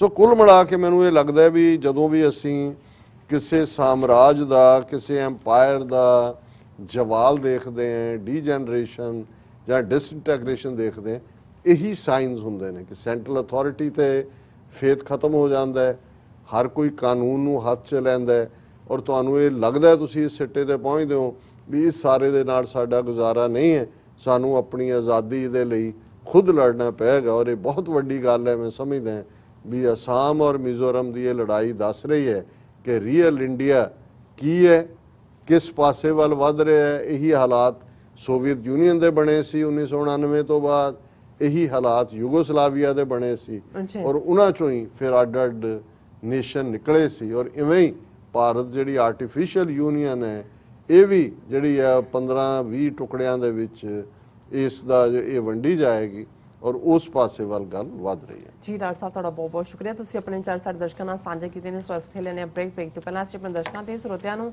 ਅਪੀਲ ਤੇ ਬੇਨਤੀ ਕਰਦੇ ਵਿਊਅਰਸ, ਜਿਸ ਤਰ੍ਹਾਂ ਕਿ ਤੁਸੀਂ ਜਾਣਦੇ ਹੋ ਕਿ ਟੀਵੀ 84 ਇੱਕ ਪੰਥਕ ਚੈਨਲ ਹੈ ਔਰ ਟੀਵੀ 84 ਦੀ ਚੜ੍ਹਦੀ ਕਲਾ ਲਈ ਵੱਧ ਤੋਂ ਵੱਧ ਡੋਨੇਟ ਕਰੋ। ਡੋਨੇਟ ਕਰਨ ਲਈ ਸਾਡੀ ਵੈਬਸਾਈਟ tv84.tv ਤੇ ਜਾ ਕੇ ਪੇਪਲ ਦੀ ਵਰਤੋਂ ਕਰਕੇ ਵਨ ਟਾਈਮ ਡੋਨੇਟ ਕਰ ਸਕਦੇ ਹੋ, ਮੰਥਲੀ ਡੋਨੇਟ ਵੀ ਕਰ ਸਕਦੇ ਹੋ। ਤੁਸੀਂ ਟੀਵੀ 84 ਦੇ ਨਾਮ ਤੇ ਚੈੱਕ ਬਣਾ ਕੇ ਸਾਨੂੰ ਮੇਲ ਵੀ ਕਰ ਸਕਦੇ ਹੋ ਸਾਡੇ ਇਸ ਪਤੇ ਤੇ 36-01 37 Avenue, Long Island City, New York 11101 USA, ਜਾਂ ਫਿਰ ਤੁਸੀਂ ਸਾਨੂੰ ਫੋਨ ਰਾਹੀਂ ਵੀ ਸੰਪਰਕ ਕਰ ਸਕਦੇ ਹੋ ਸਾਡੇ ਫੋਨ ਨੰਬਰ ਤੇ 5166191984। ਤੁਸੀਂ ਸਾਨੂੰ ਈਮੇਲ ਵੀ ਕਰ ਸਕਦੇ info@tv84.tv ਤੇ। ਅਸੀਂ ਤੁਹਾਡੇ ਤਹਿ ਦਿਲ ਤੋਂ ਸ਼ੁਕਰਗੁਜ਼ਾਰ ਹੋਵਾਂਗੇ। ਸੋ ਇੱਥੇ ਲੈਣੇ ਬ੍ਰੇਕ ਵਿਊਅਰਸ, ਤੁਸੀਂ ਸਾਨੂੰ ਇਸੇ ਤਰ੍ਹਾਂ ਹੀ ਬਣੇ ਰਹਿਣਾ। ਮਿਲਦੇ ਹਾਂ after this short break.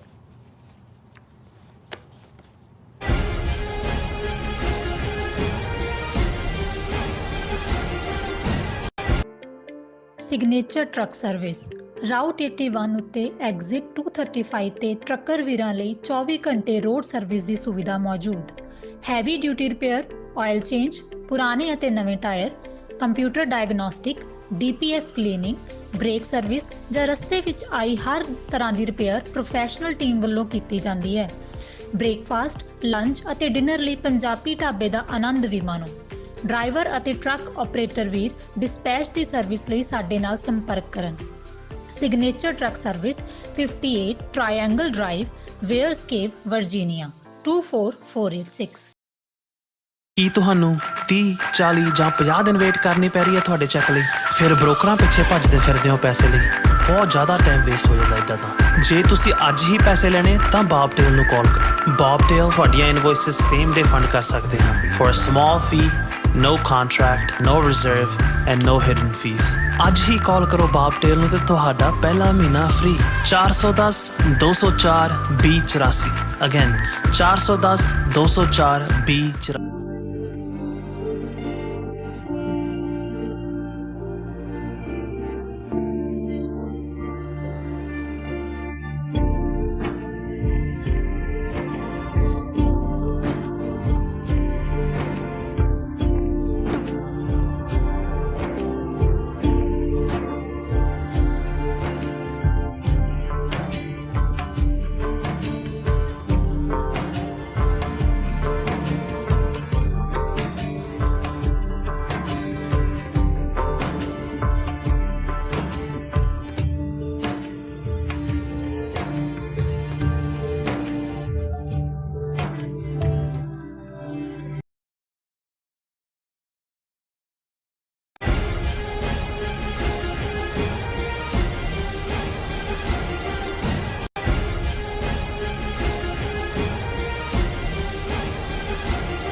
Viewers welcome back from programme. So viewers ਆਪਣੇ ਪ੍ਰੋਗਰਾਮ ਹੋਰ ਅੱਗੇ ਵਧਾਉਂਦੇ ਆ ਅੱਜ ਦੇ ਦੂਸਰੇ ਅਹਿਮ ਇਸ਼ੂ ਦੇ ਨਾਲ, ਉਸ ਦੇ ਵਿੱਚ ਆਪਾਂ ਗੱਲਬਾਤ ਕਰਨ ਜਾ ਰਹੇ ਹਾਂ ਕਿ ਲਗਭਗ 22 ਸਾਲ ਪਹਿਲਾਂ ਕਾਰਗਿਲ ਖੇਤਰ ਵਿੱਚ ਭਾਰਤ ਤੇ ਪਾਕਿਸਤਾਨ ਇੱਕ ਦੂਸਰੇ ਦੇ ਨਾਲ ਭਿੜੇ ਸਨ।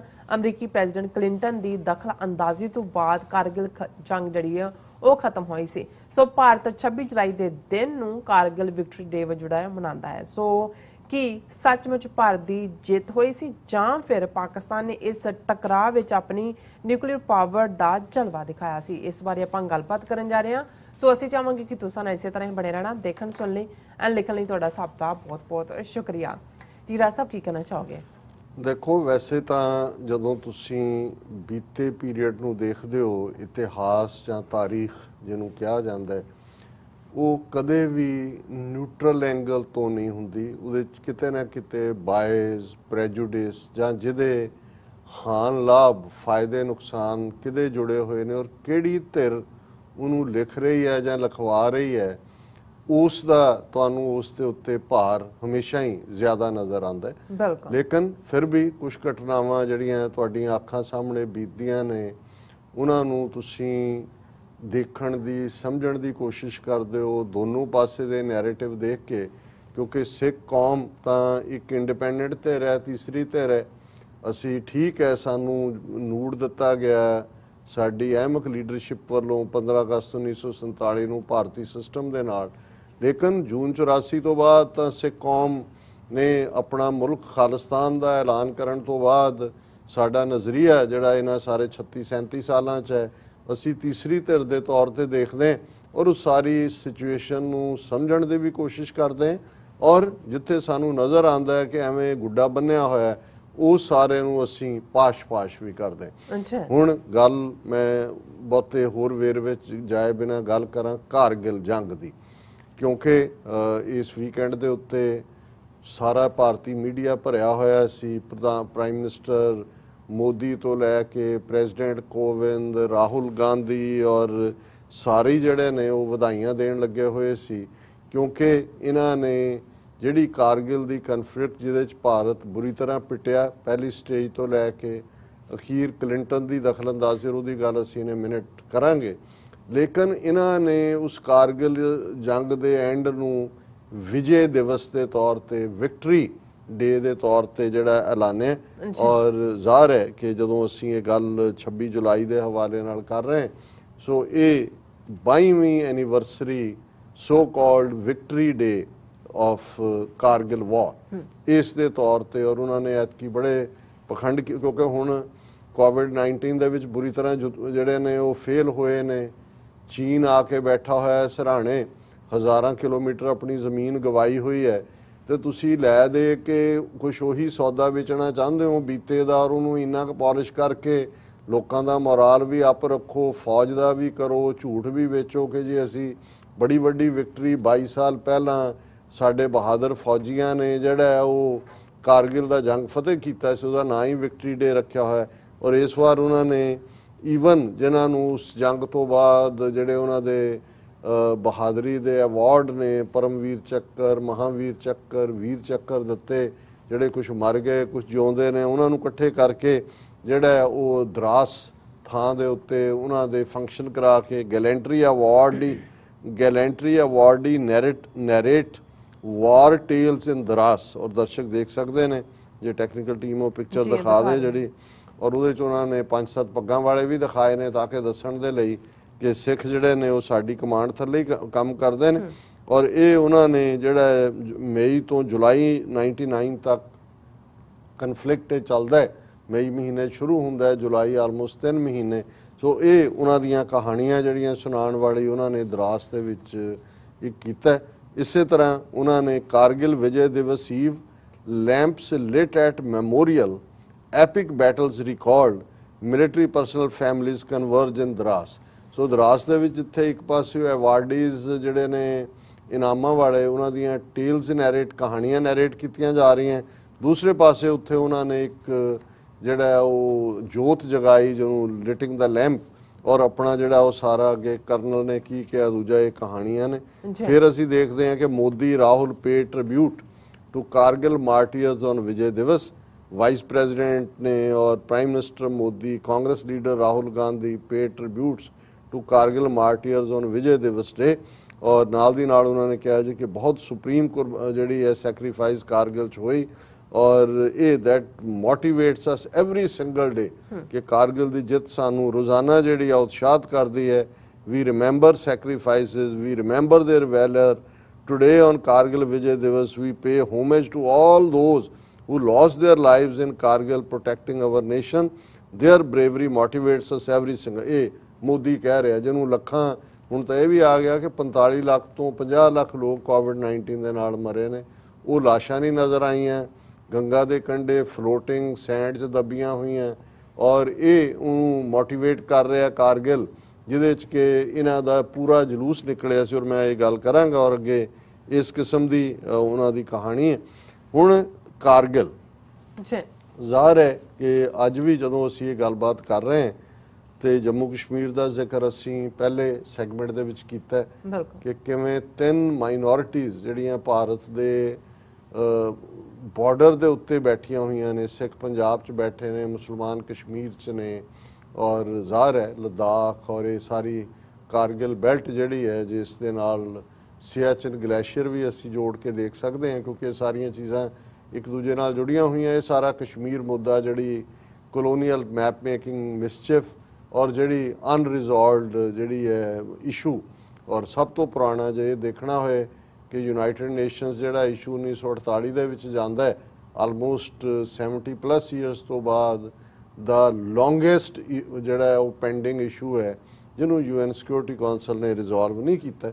ਔਰ ਜ਼ਾਹਰ ਹੈ ਪਾਕਿਸਤਾਨ ਨੇ ਆਪਣੇ ਲੈਵਲ ਦੇ ਉੱਤੇ, ਕਿਉਂਕਿ ਉਹਨਾਂ ਦਾ ਕਲੇਮ ਹੈ ਔਰ ਜਿਹੜਾ ਵਾਈਡਰ ਪ੍ਰਿੰਸੀਪਲ ਸੀ, ਜੇ ਆਬਾਦੀ ਵਾਈਜ਼ ਕਿਸ ਕਿਸਮ ਦਾ ਲੋਕਾਂ ਨੇ ਫੈਸਲਾ ਕਰਨਾ, ਜੇ UN ਸਿਕਿਉਰਿਟੀ ਕੌਂਸਲ ਦੀ ਗੱਲ ਕਰੀਏ, ਸੋ ਪਾਕਿਸਤਾਨ ਨੇ ਆਪਣੇ ਅੰਦਾਜ਼ ਦੇ ਵਿੱਚ ਉਹ 1965 ਦੇ ਵਿੱਚ ਉਹਨਾਂ ਦਾ ਆਪਰੇਸ਼ਨ ਹੋਏ, ਆਪਰੇਸ਼ਨ ਜ਼ਿਬਰਲਟਾਰ, ਜਾਂ ਉਸ ਤੋਂ ਬਾਅਦ 71 ਦੀ ਜੰਗ ਤਾਂ ਇਹਨਾਂ ਨੇ ਥੋਪੀ ਇੰਡੀਆ ਨੇ, ਕਿਉਂਕਿ ਪਾਕਿਸਤਾਨ ਨੂੰ ਹੀ ਤੋੜ ਦਿੱਤਾ ਦੋ ਹਿੱਸਿਆਂ 'ਚ। ਫਿਰ ਅਸੀਂ ਕਾਰਗਿਲ ਦੀ ਗੱਲ ਕਰਾਂਗੇ। ਔਰ ਕਾਰਗਿਲ ਨੂੰ ਬਹੁਤ ਵਾਰ ਮੈਂ ਈਵਨ ਪਾਕਿਸਤਾਨੀ ਜਿਹੜੇ ਉਹਨਾਂ ਦੇ ਆਪਣੇ ਐਨਾਲਿਸਟ ਨੇ ਜਾਂ ਉਹਨਾਂ ਨੂੰ ਵੀ ਮੈਂ ਦੇਖਦਾ ਕਿ ਉਹ ਬੈਡ ਸ਼ੇਪ 'ਚ ਪ੍ਰੈਜ਼ੈਂਟ ਕਰਦੇ ਨੇ ਮੁਸ਼ਰਫ ਦੇ ਉਸ ਫੈਸਲੇ ਨੂੰ। ਕੁਛ ਦਾ ਇਹ ਦੇਖੋ ਜੀ, ਇਹ ਤਾਂ ਦੇਖੋ 1998 ਦੇ ਵਿੱਚ ਅਟਲ ਬਿਹਾਰੀ ਵਾਜਪਾਈ ਜਿਹੜੇ ਨੇ ਉਹ ਬਸ ਡਿਪਲੋਮੇਸੀ ਉਹਨਾਂ ਨੇ ਕੀਤੀ। ਦੇਖੋ ਉਹਨਾਂ ਨੇ ਕਸ਼ਮੀਰ 'ਚ ਜਾ ਕੇ ਕਿਹਾ ਸੀ ਕਿ ਜੀ ਅਸੀਂ ਜਿਹੜਾ ਹੈ ਉਹ ਕਸ਼ਮੀਰੀਅਤ, ਇਨਸਾਨੀਅਤ ਔਰ ਪਤਾ ਨਹੀਂ ਕਿਹੜੀਅਤ,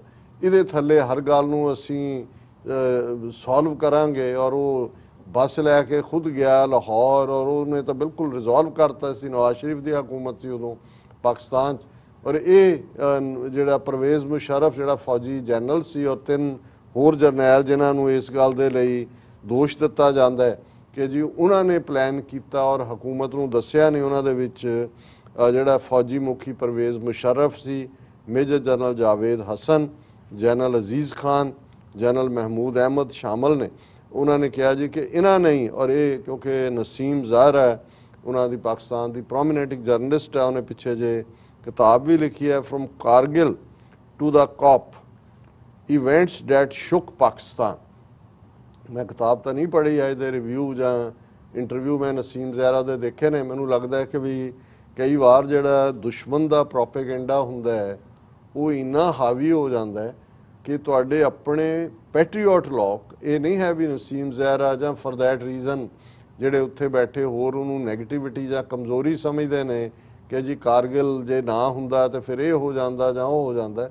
ਮੈਂ ਇਹਨੂੰ ਇੱਕ ਡਿਫਰੈਂਟਲੀ ਦੇਖਦਾ। ਔਰ ਜਦੋਂ ਅਸੀਂ ਇਹ ਕਿਹਾ ਕਿ ਵੀ ਪਾਕਿਸਤਾਨ ਨੇ ਆਪਣੀ ਨਿਊਕਲੀਅਰ ਤਾਕਤ ਦਾ ਜਿਹੜਾ ਉਹ ਜਲਵਾ ਦਿਖਾਇਆ, ਸੋ ਪਹਿਲਾ ਸਵਾਲ ਆਏਗਾ ਜੀ ਉਹ ਤਾਂ ਭਾਰਤ ਨੇ ਆਪਣੀਆਂ ਜਿਹੜੀਆਂ ਉਹ ਦਲਾਲੀ ਖਾ ਕੇ ਰਾਜੀਵ ਗਾਂਧੀ ਦੇ ਟੱਬਰ ਨੇ ਖਰੀਦੀਆਂ ਸੀ ਬੋਫਰਸ ਗਨਸ, ਉਹ ਲਿਆ ਕੇ ਅਖੀਰ 'ਚ ਬੀੜੀਆਂ। ਔਰ ਇਸ ਗੱਲ ਦਾ ਧਿਆਨ ਰਹੇ ਕਿ ਜਿੰਨਾ ਜਾਨੀ ਨੁਕਸਾਨ ਭਾਰਤ ਦਾ ਇਹ ਮਈ ਤੋਂ ਜੁਲਾਈ ਤੱਕ ਅਸੀਂ ਜਦੋਂ ਇਹ ਗੱਲ ਕਰਦੇ ਹਾਂ ਹੋਇਆ, ਉਹ ਪਿਛਲੀਆਂ ਜੰਗਾਂ ਨੂੰ ਵੀ ਮਾਤ ਪਾਉਣ ਵਾਲਾ ਸੀ। ਔਰ ਰੀਜ਼ਨ ਜ਼ਾਹਰ ਹੈ ਜਦੋਂ ਅਸੀਂ ਜਨਰਲ ਜੋਗਰਾਫੀਆ ਵੀ ਕਹਿੰਦੇ ਹਾਂ, ਔਰ ਉਹਦੇ 'ਚ ਭਾਰਤ ਦੀ ਜਿਹੜੀ ਫੇਲਿਓਰ ਹੈ ਉਹ 2-3 ਫਰੰਟਸ ਤੇ ਨਜ਼ਰ ਆਈ। ਪਹਿਲੀ ਫੇਲਿਓਰ ਤੱਕ ਇਹ ਜ਼ਾਹਰ ਹੈ ਕਿ ਇਸ ਲੈਵਲ ਦਾ ਆਪਰੇਸ਼ਨ ਜੇ ਪਾਕਿਸਤਾਨ ਦੇ ਜਨਰਲਸ ਪਲਾਨ ਕਰਦੇ ਨੇ, ਲੋਕਲ ਜਿਹੜੇ ਉਹਨਾਂ ਦੇ ਵਾਰੀਅਰ ਨੇ, ਉਹ ਜਿਹੜੇ ਕਿ ਰੈਗੂਲਰ ਫੌਜੀ ਨਹੀਂ ਨੇ, ਉਹ ਆ ਕੇ ਕਾਰਗਿਲ ਦੀਆਂ ਉਹ ਸਾਰੀਆਂ ਪਹਾੜੀਆਂ ਦੇ ਉੱਤੇ ਆ ਕੇ ਆਪਣੀ ਮੋਰਚਾਬੰਦੀ ਕਰ ਲੈਂਦੇ ਨੇ। ਤੇ ਪਹਿਲਾ ਸਵਾਲ ਹੈ ਵੀ ਤੁਹਾਡੀ ਇੰਟੈਲੀਜੈਂਸ ਕਿੱਥੇ ਸੀ? ਤੁਸੀਂ ਤਾਂ ਇਹ ਦਾਅਵੇ ਕਰਦੇ ਹੋ ਜੀ ਤੁਸੀਂ ਸੈਟੇਲਾਈਟ ਹੈ ਤੁਹਾਡੇ ਕੋਲ ਹਵਾ ਛੱਡੀ ਹੋਈ, ਇੰਨੀਆਂ ਤੁਸੀਂ ਦਰਜਨ ਤੋਂ ਜ਼ਿਆਦਾ ਇੰਟੈਲੀਜੈਂਸ ਏਜੰਸੀਆਂ ਨੇ। ਸੋ ਕਿਸੇ ਵੀ ਹੋਰ ਮੁਲਕ 'ਚ ਹੋਇਆ ਹੁੰਦਾ, ਔਰ ਇਹ ਨਹੀਂ ਹੈ ਕਿ ਵੀ ਇਹ ਕਾਰਗਿਲ ਤੋਂ ਬਾਅਦ ਨਹੀਂ ਹੋਇਆ, ਗਲਵਾਨ ਵੈਲੀ 'ਚ ਕੀ ਹੋਇਆ।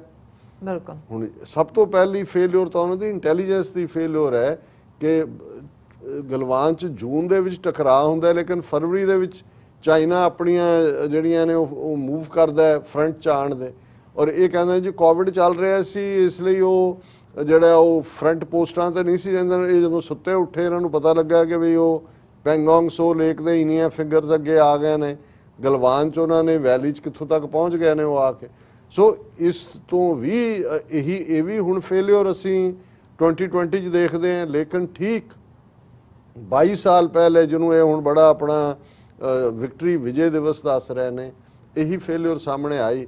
ਔਰ ਜਦੋਂ ਤੱਕ ਇਹ ਜਾਗੇ ਪਾਕਿਸਤਾਨ ਦੇ ਜਿਹੜੇ ਲੜਾਕੂ ਸੀ, ਰੈਗੂਲਰ ਆਰਮੀ ਸੀ ਜਾਂ ਨਹੀਂ, ਇਸ ਦੇ ਉੱਤੇ ਡਿਬੇਟ ਹੈ, ਉਹ ਪੋਜੀਸ਼ਨਾਂ ਲੈ ਚੁੱਕੇ ਸੀ। ਔਰ ਫਿਰ ਜਿੰਨਾ ਭਾਰਤੀ ਫੌਜ ਦਾ ਜਾਨੀ ਨੁਕਸਾਨ ਹੋਇਆ ਜੀ, ਉੱਚੇ ਜਿਹੜਾ ਪਹਾੜੀ ਤੇ ਬੈਠਾ ਇਹਨਾਂ ਨੇ ਪੋਜੀਸ਼ਨ ਲੈਣੀ ਹੈ, ਥੱਲਿਓਂ ਉੱਪਰ ਨੂੰ ਜਾਣਾ। ਔਰ ਉਹਦੇ 'ਚ ਬਹੁਤਿਆਂ ਨੂੰ ਯਾਦ ਹੋਏਗਾ ਕਿ ਪੰਜਾਬ ਦਾ ਵੀ 12,000 ਤੋਂ ਜ਼ਿਆਦਾ ਪਿੰਡ ਨੇ, ਬਹੁਤੇ ਪਿੰਡਾਂ ਦੇ ਵਿੱਚ ਡੈੱਡ ਬਾਡੀਜ਼ ਆਈਆਂ, ਕਾਫਿਨ। ਔਰ ਉਹੀ ਪੀਰੀਅਡ ਸੀ, ਇੱਕ ਵੱਡਾ ਸਕੈਂਡਲ ਵੀ ਨਿਕਲਿਆ ਉਸ ਵੇਲੇ। ਡਿਫੈਂਸ ਮਿਨਿਸਟਰ ਜਾਰਜ ਫਰਨੈਂਡਿਸ ਸੀ, ਕਿ ਇੰਨੀਆਂ ਡੈੱਡ ਬੋਡੀਜ਼ ਸੀ ਬੈਗਸ ਦੇ ਵਿੱਚ ਕਿ ਇਹਨਾਂ ਕੋਲੋਂ ਤਾਬੂਤ ਮੁੱਕ ਗਏ ਜਾਂ ਉਹ ਬੈਗ ਮੁੱਕ ਗਏ। ਉਹ ਇਹਨਾਂ ਨੇ ਇੰਟਰਨੈਸ਼ਨਲੀ ਬਾਏ ਕਿ ਉਹਦੇ ਚੋਂ ਵੀ ਕਮਿਸ਼ਨ ਖਾਧਾ ਔਰ ਉਹਦਾ ਇੰਨਾ ਕੁ ਰੌਲਾ ਪਿਆ ਕਿ ਵੀ ਉਹਦੀ ਇਨਕੁਆਇਰੀ ਵੀ ਹੋਈ।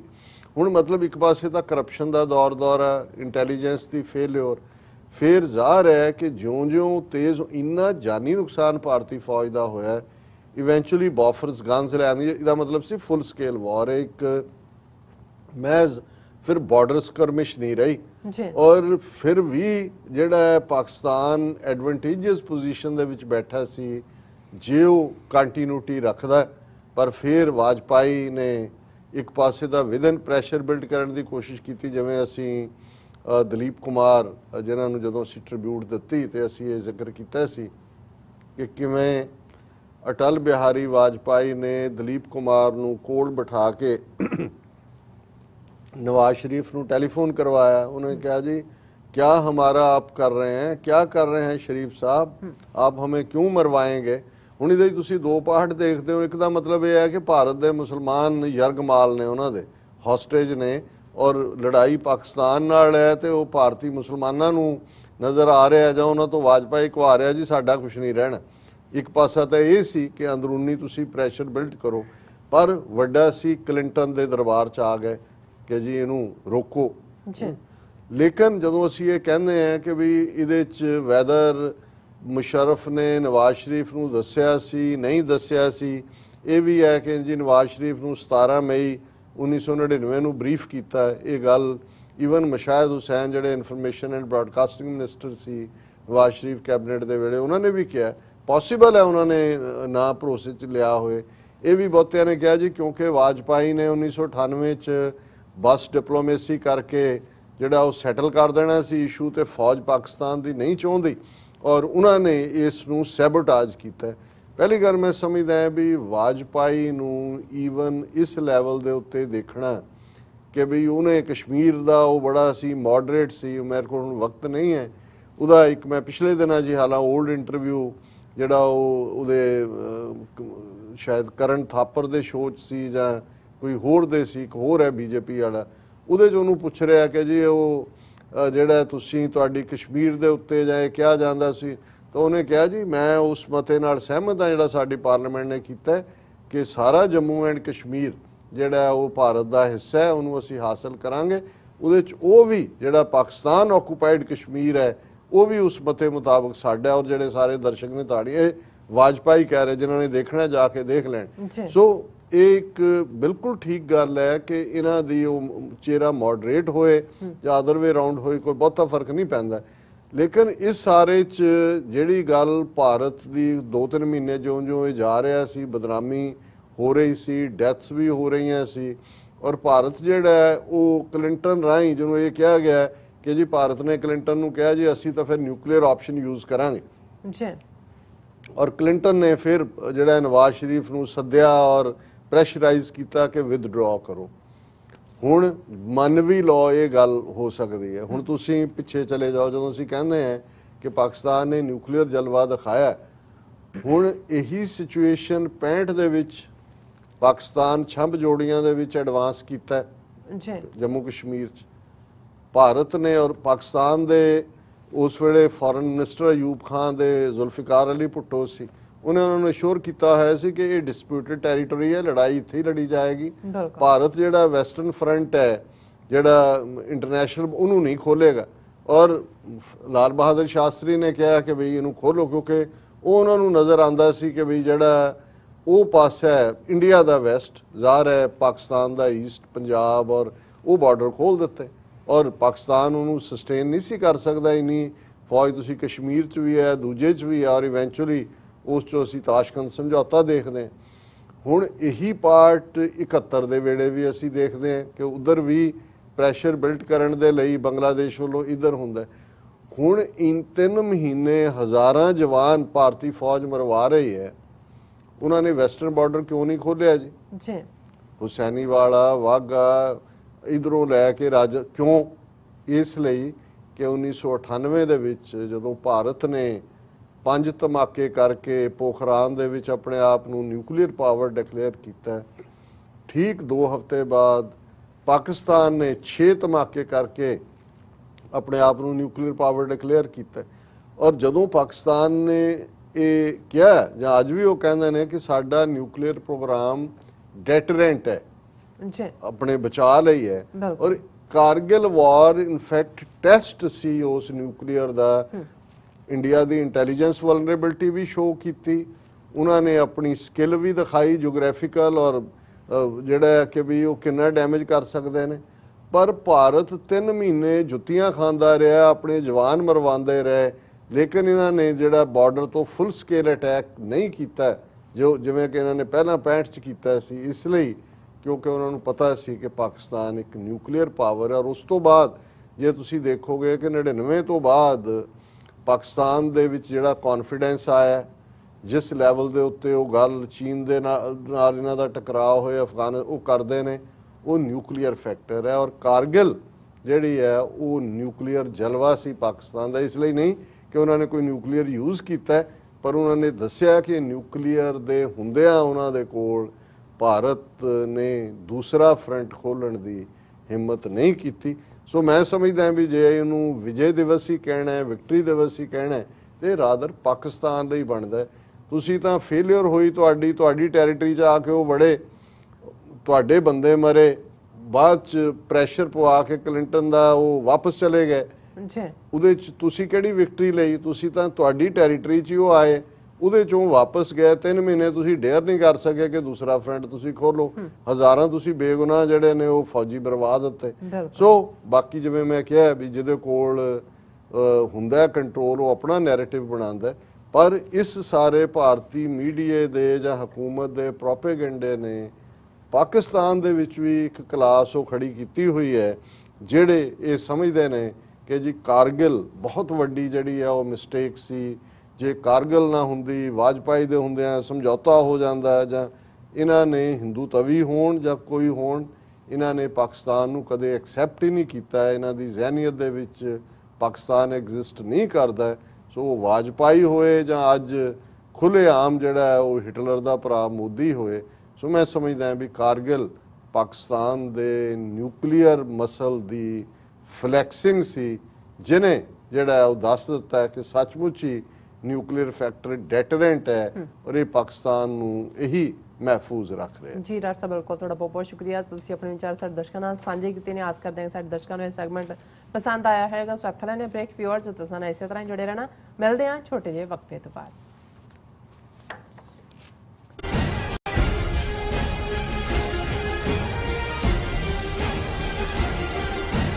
ਕੀ ਤੁਸੀਂ ਰੋਜ਼ਾਨਾ ਕੰਮ ਤੇ ਆਪਣਾ ਵਧੇਰੇ ਸਮਾਂ ਬਿਤਾਉਣ ਤੋਂ ਪਰੇਸ਼ਾਨ ਹੋ? ਆਪਣੀ ਪੂੰਜੀ ਨੂੰ ਕੰਮ ਤੇ ਲਗਾਓ, ਸਾਡੇ ਨਾਲ ਇਨਵੈਸਟ ਕਰੋ। ਅਸੀਂ ਤੁਹਾਡੀ ਪੂੰਜੀ ਤੋਂ ਤੁਹਾਡੇ ਲਈ ਵਧੇਰੇ ਪੈਸੇ ਬਣਾ ਸਕਦੇ ਹਾਂ। ਅਸੀਂ ਪ੍ਰਾਈਵੇਟ ਇਕੁਇਟੀ ਇਨਵੈਸਟਮੈਂਟ ਫਰਮ ਹਾਂ ਤੇ ਕਮਰਸ਼ੀਅਲ ਰੀਅਲ ਏਸਟੇਟ ਵਿੱਚ ਮਾਹਿਰ ਹਾਂ। Property management, leasing, asset management, commercial real estate investment ਵਿੱਚ ਸਾਰੀਆਂ ਸੇਵਾਵਾਂ ਲਈ ਅਮਰੀਕਾ ਭਰ ਵਿੱਚੋਂ ਤੁਸੀਂ ਸਾਡੇ ਤੱਕ ਪਹੁੰਚ ਕਰ ਸਕਦੇ ਹੋ।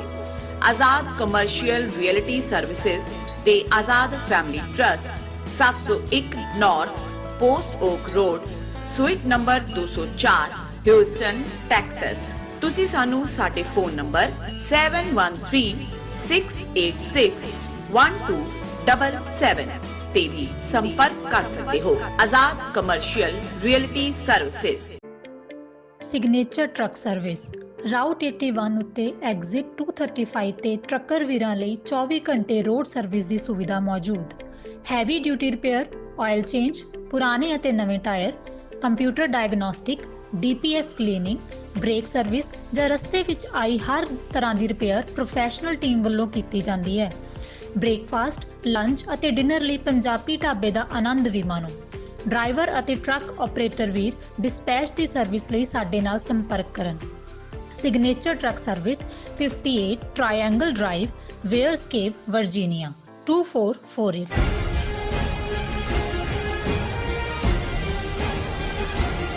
ਦਰਸ਼ਕੋ ਬ੍ਰੇਕ ਤੋਂ ਬਾਅਦ ਤੁਹਾਡਾ ਸਭ ਦਾ ਭਰਪੂਰ ਸਵਾਗਤ ਹੈ। ਸੋ ਵੀਅਰਸ ਇਸ ਵਾਲੇ ਸੈਗਮੈਂਟ ਦੇ ਵਿੱਚ ਆਪਾਂ ਗੱਲਬਾਤ ਕਰਨ ਜਾ ਰਹੇ ਹਾਂ ਅਫਗਾਨਿਸਤਾਨ ਦੇ ਹਵਾਲੇ ਨਾਲ ਕਿ ਯੂਨਾਈਟਿਡ ਨੇਸ਼ਨ ਨੇ ਆਪਣੀ ਇੱਕ ਤਾਜ਼ਾ ਰਿਪੋਰਟ ਵਿੱਚ ਕਿਹਾ ਹੈ ਕਿ ਅਫਗਾਨਿਸਤਾਨ ਵਿੱਚ ਚੱਲ ਰਹੀ ਲਗਾਤਾਰ ਟਕਰਾਅ ਦੀ ਜਿਹੜੀ ਸਥਿਤੀ ਹੈ ਸਿਵਿਲੀਅਨ ਲੋਕਾਂ ਤੇ ਬਹੁਤ ਮਾਰੂ ਅਸਰ ਪਾ ਰਹੀ ਹੈ ਅਤੇ ਇਸ ਨੂੰ ਫੌਰਨ ਰੋਕਿਆ ਜਾਣਾ ਚਾਹੀਦਾ ਹੈ। ਅਫਗਾਨਿਸਤਾਨ ਵਿੱਚ ਇਸ ਵੇਲੇ ਕੀ ਹਾਲਾਤ ਚੱਲ ਰਹੇ ਨੇ, ਇਸ ਬਾਰੇ ਆਪਾਂ ਵਿਚਾਰ ਚਰਚਾ ਕਰਨ ਜਾ ਰਹੇ ਹਾਂ। ਸੋ ਅਸੀਂ ਚਾਹਾਂਗੇ ਕਿ ਤੁਸੀਂ ਨਾਲ ਇਸੇ ਤਰ੍ਹਾਂ ਹੀ ਬਣੇ ਰਹਿਣਾ। ਦੇਖਣ ਸੁਣੀਆਂ ਲਿਖਣ ਲਈ ਤੁਹਾਡਾ ਸਭ ਦਾ ਬਹੁਤ ਬਹੁਤ ਸ਼ੁਕਰੀਆ ਜੀ। ਰਾਜ ਸਾਹਿਬ ਕੀ ਕਹਿਣਾ ਚਾਹੋਗੇ? ਦੇਖੋ, ਆਉਣ ਵਾਲੇ ਦਿਨਾਂ 'ਚ ਵੀ ਹਫ਼ਤਿਆਂ 'ਚ ਵੀ ਲਗਾਤਾਰਤਾ ਨਾਲ ਦੁਨੀਆ ਦਾ ਫੋਕਸ ਅਫਗਾਨਿਸਤਾਨ ਤੇ ਰਹੇਗਾ ਜੀ। ਭਾਵੇਂ ਦੁਨੀਆ 'ਚ ਹੋਰ ਵੀ ਬਹੁਤ ਸਾਰੀਆਂ ਡਿਵੈਲਪਮੈਂਟਸ ਹੋ ਰਹੀਆਂ ਨੇ, ਕਿਤੇ ਫਲੱਡਸ ਦੀ ਖਬਰ ਹੈ, ਅਮਰੀਕਾ 'ਚ ਵੀ ਡੈਲਟਾ ਵੇਰੀਐਂਟ ਔਰ ਖਾਸ ਤੌਰ ਤੇ ਮਿਜ਼ੂਰੀ ਸਟੇਟ ਔਰ ਦੂਸਰਿਆਂ 'ਚ ਜਿਹੜਾ ਉਸ ਦੀ ਉਹ ਐਮਰਜ ਹੋਇਆ ਜ਼ਿਆਦਾ ਸਟਰੋਂਗਰ। ਈਵਨ ਡਾਕਟਰ ਫੌਚੀ ਨੇ ਵੀ ਇਹ ਵਾਰਨਿੰਗ ਦਿੱਤੀ ਹੈ ਕਿ ਰੋਂਗ ਵੇ ਜਾ ਰਿਹਾ, ਕਿਉਂਕਿ ਉੱਥੇ ਇੱਕ ਦੁਬਾਰਾ ਆਇਆ ਜਿੱਥੇ ਕਿ ਵੈਕਸੀਨੇਸ਼ਨ ਰੇਟ ਲੋ ਹੈ। ਇਸੇ ਤਰੀਕੇ ਦੇ ਨਾਲ ਅਸੀਂ ਦੇਖਦੇ ਹਾਂ ਕਿ ਅਮਰੀਕਾ ਨੇ ਜਿਹੜੀਆਂ ਟਰੈਵਲ ਦੇ ਵਿੱਚ ਕੁਝ ਜਿਹੜਾ ਛੂਟ ਦੇਣ ਦਾ ਫੈਸਲਾ ਕੀਤਾ ਸੀ, ਉਹਨਾਂ ਨੇ ਦੁਬਾਰਾ ਹਾਰਡਨ ਕਰ ਲਿਆ ਹੈ ਔਰ ਇਹ ਸਾਰੇ ਚੈਲੰਜ ਚੱਲ ਰਹੇ ਨੇ। ਲੇਕਿਨ ਅਫਗਾਨਿਸਤਾਨ ਜਿੱਥੇ ਆਲਰੇਡੀ ਅਸੀਂ ਆਲਮੋਸਟ ਪਿਛਲੇ ਕਈ ਹਫ਼ਤਿਆਂ ਤੋਂ ਲਗਾਤਾਰਤਾ ਨਾਲ ਡਿਸਕਸ ਕਰਦੇ ਹਾਂ ਕਿ ਹਾਲਾਤ ਬਹੁਤ ਨਾਜ਼ੁਕ ਨੇ। ਬੇਸ਼ੱਕ ਦੋਹਾ ਦੇ ਵਿੱਚ ਵੀ ਅਫਗਾਨ ਹਕੂਮਤ ਅਸ਼ਰਫ ਗਨੀ ਦੀ ਉਹਨਾਂ ਦੇ ਨੁਮਾਇੰਦੇ ਬੈਠੇ ਨੇ, ਤਾਲਿਬਾਨ ਗੱਲਬਾਤ ਵੀ ਚੱਲ ਰਹੀ ਹੈ। ਈਦ ਦੇ ਮੌਕੇ ਜਿਹੜਾ 1-2 ਦਿਨ ਕੁਆਇਟ ਰਿਹਾ, ਫਿਰ 2-3 ਘਟਨਾਵਾਂ ਜਿਵੇਂ ਪਾਕਿਸਤਾਨ 'ਚ ਅਫਗਾਨਿਸਤਾਨ ਦੇ ਐਂਬੈਸਡਰ ਉਹਨਾਂ ਦੀ ਡਾਟਰ ਉਸ ਦੀ ਅਗਵਾ ਕਹਾਣੀ ਜਿਹੜੀ ਹੈ ਉਹ ਬੇਸ਼ੱਕ ਫੇਕ ਹੀ ਸਾਬਤ ਹੋਈ, ਲੇਕਿਨ ਉਹਨੇ ਬਿਟਰਨੈਸ ਪੈਦਾ ਕੀਤੀ।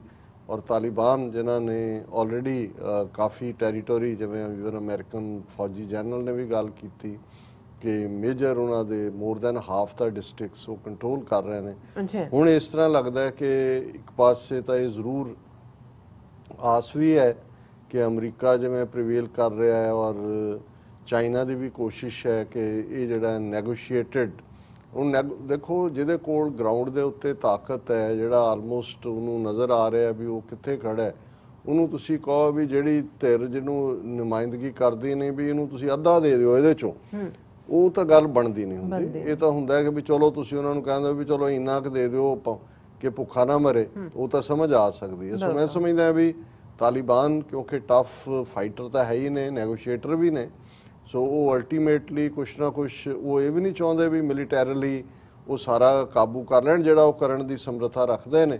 ਪਰ ਉਹਨਾਂ ਨੂੰ ਫਿਰ ਜਿਵੇਂ ਅਮਰੀਕਾ ਨੇ ਕਿਹਾ ਕਿ you will be a pariah state, ਮਤਲਬ ਇਹ ਹੈ ਕਿ ਕੋਈ ਇਕਨੋਮਿਕਲ ਔਰ ਦੂਜਾ ਨਹੀਂ ਮਿਲੇਗਾ ਔਰ ਰੈਕਗਨੀਸ਼ਨ ਵੀ ਨਹੀਂ ਹੋਏਗੀ। ਲੇਕਿਨ ਇਹ ਲੱਗਦਾ ਕਿਤੇ ਨਾ ਕਿਤੇ ਕਿ ਅਸ਼ਰਫ ਗਨੀ ਦੀ ਹਕੂਮਤ, ਜਿਹਨੂੰ ਅਸੀਂ ਪਹਿਲਾਂ ਵੀ ਕਿਹਾ ਕਿ ਵੀ ਇਸ ਵੇਲੇ ਅਮਰੀਕਾ ਵੀ ਨਹੀਂ ਚਾਹੁੰਦਾ ਕਿ ਅਸ਼ਰਫ ਗਨੀ ਕੰਟੀਨਿਊ ਕਰੇ, ਕਿਉਂਕਿ ਇੱਥੇ ਤਾਂ ਆਏ ਨੂੰ ਵੀ ਉਹਨਾਂ ਨੇ ਕਿਹਾ ਸੀ ਵੀ ਤੂੰ ਹਰਡਲ ਬਣਿਆ ਹੋਇਆ ਤੂੰ ਅਸਤੀਫਾ ਦੇ, ਪਰ ਉਹ ਆਪਣੀ ਗੱਦੀ ਨੂੰ ਕਾਇਮ ਰੱਖਣ ਲਈ ਇਕੱਲਾ ਆਪ ਨਹੀਂ ਹੁੰਦਾ, ਬਾਕੀ ਵੀ ਵਾਰਲॉर्ड ਜਾਂ ਉਸ ਕਿਸਮ ਦੇ ਟੱਬਰ ਦੇ ਲੋਕ ਹੁੰਦੇ ਨੇ। ਉਹ ਇਸ ਕਿਸਮ ਦੀ ਸਿਚੁਏਸ਼ਨ ਕ੍ਰੀਏਟ ਕਰ ਰਿਹਾ ਹੈ ਕਿ ਅਮਰੀਕਾ ਵਾਪਸ ਆਪਣਾ ਕੁਛ ਨਾ ਕੁਛ ਜਿਹੜਾ ਉਹ ਝਗੜੇ ਵਾਲਾ ਪਾਰਟ ਰੱਖੇ। ਔਰ ਜਿਵੇਂ ਇਹ ਖਬਰ ਹੁਣ ਕਿੰਨੀ ਰਿਲਾਇਬਲ ਹੈ, ਰਿਲਾਇਬਲ ਤਾਂ ਹੈ ਕਿਉਂਕਿ ਇਹਨਾਂ ਦੀ AFP ਦੀ ਖਬਰ ਹੈ, ਏਜੰਸੀ ਫ੍ਰੈਂਚ ਫਰਾਂਸ ਦਾ।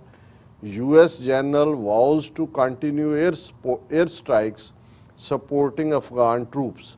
ਔਰ ਉਹਨਾਂ ਨੇ ਕਿਹਾ ਕਿ ਵੀ ਇਹ ਜਦੋਂ Taliban's deadly assault has seen the insurgents capture scores of the districts, border crossing and encircle several potential capitals, the United States will continue air strikes in support of Afghan forces fighting the Taliban, a top US general said on Sunday, as the insurgents press on with offensive across the country. ਉਹਨਾਂ ਨੇ ਇਹ ਕਿਹਾ ਕਿ ਜੀ ਅਸੀਂ ਇਹ Sunday ਮਤਲਬ ਬੀਤੇ ਕੱਲ੍ਹ ਹੀ ਉਹਨਾਂ ਦੇ ਅਮਰੀਕੀ ਜਨਰਲ ਨੇ ਕਿ ਅਸੀਂ the United States has increased air strikes in support of Afghan forces over the last several days, and we are prepared to continue this heightened level of support in the coming weeks if the Taliban continue their attacks, General Kenneth McKenzie, head of US Army Central Command, told reporters in Kabul.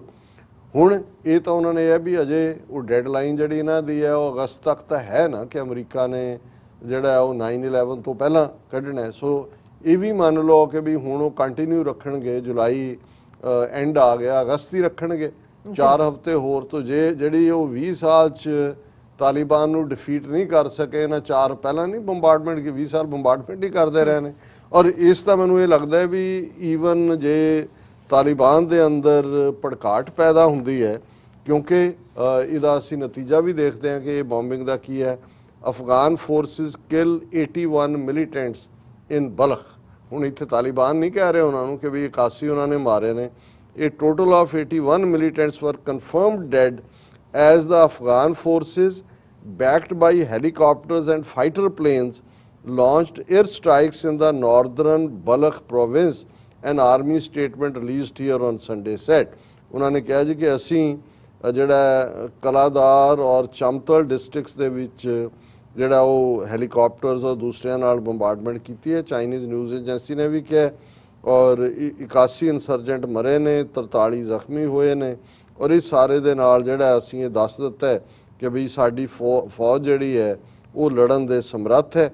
ਲੇਕਿਨ ਇਹਦੇ ਨਾਲ ਕਿਉਂਕਿ ਮੈਨੂੰ ਬਾਰ-ਬਾਰ Indian game ਇਹ ਇਸ ਲਈ ਵੀ ਲੱਗਦੀ ਹੈ ਕਿ ਉੱਥੇ ਫੇਲ ਹੋ ਰਹੇ ਨੇ, ਬਲੇਮ ਪਾਕਿਸਤਾਨ ਨੂੰ ਕਰਦੇ ਨੇ। ਹੁਣ ਇਹੀ ਜਿਹੜਾ ਅਫਗਾਨਿਸਤਾਨ ਦਾ ਨੈਸ਼ਨਲ ਸਿਕਿਉਰਿਟੀ ਐਡਵਾਈਜ਼ਰ ਹੈ ਹਮਦੁੱਲਾ ਮੋਹਿਬ, ਜਿਹਨੇ ਪਹਿਲਾਂ ਵੀ ਬੜਾ ਇੱਕ ਮੈਂ ਉਹ ਲਫ਼ਜ਼ ਨਹੀਂ ਕਹਿ ਸਕਦਾ ਜੋ ਉਹਨੇ ਪਾਕਿਸਤਾਨ ਦੇ ਲਈ ਇਸਤੇਮਾਲ ਕੀਤੇ ਸੀ, ਉਹ ਇਹ ਕਹਿ ਰਿਹਾ ਕਿ as many as 15,000 militants could enter Afghanistan from Pakistan to fight the Afghan forces।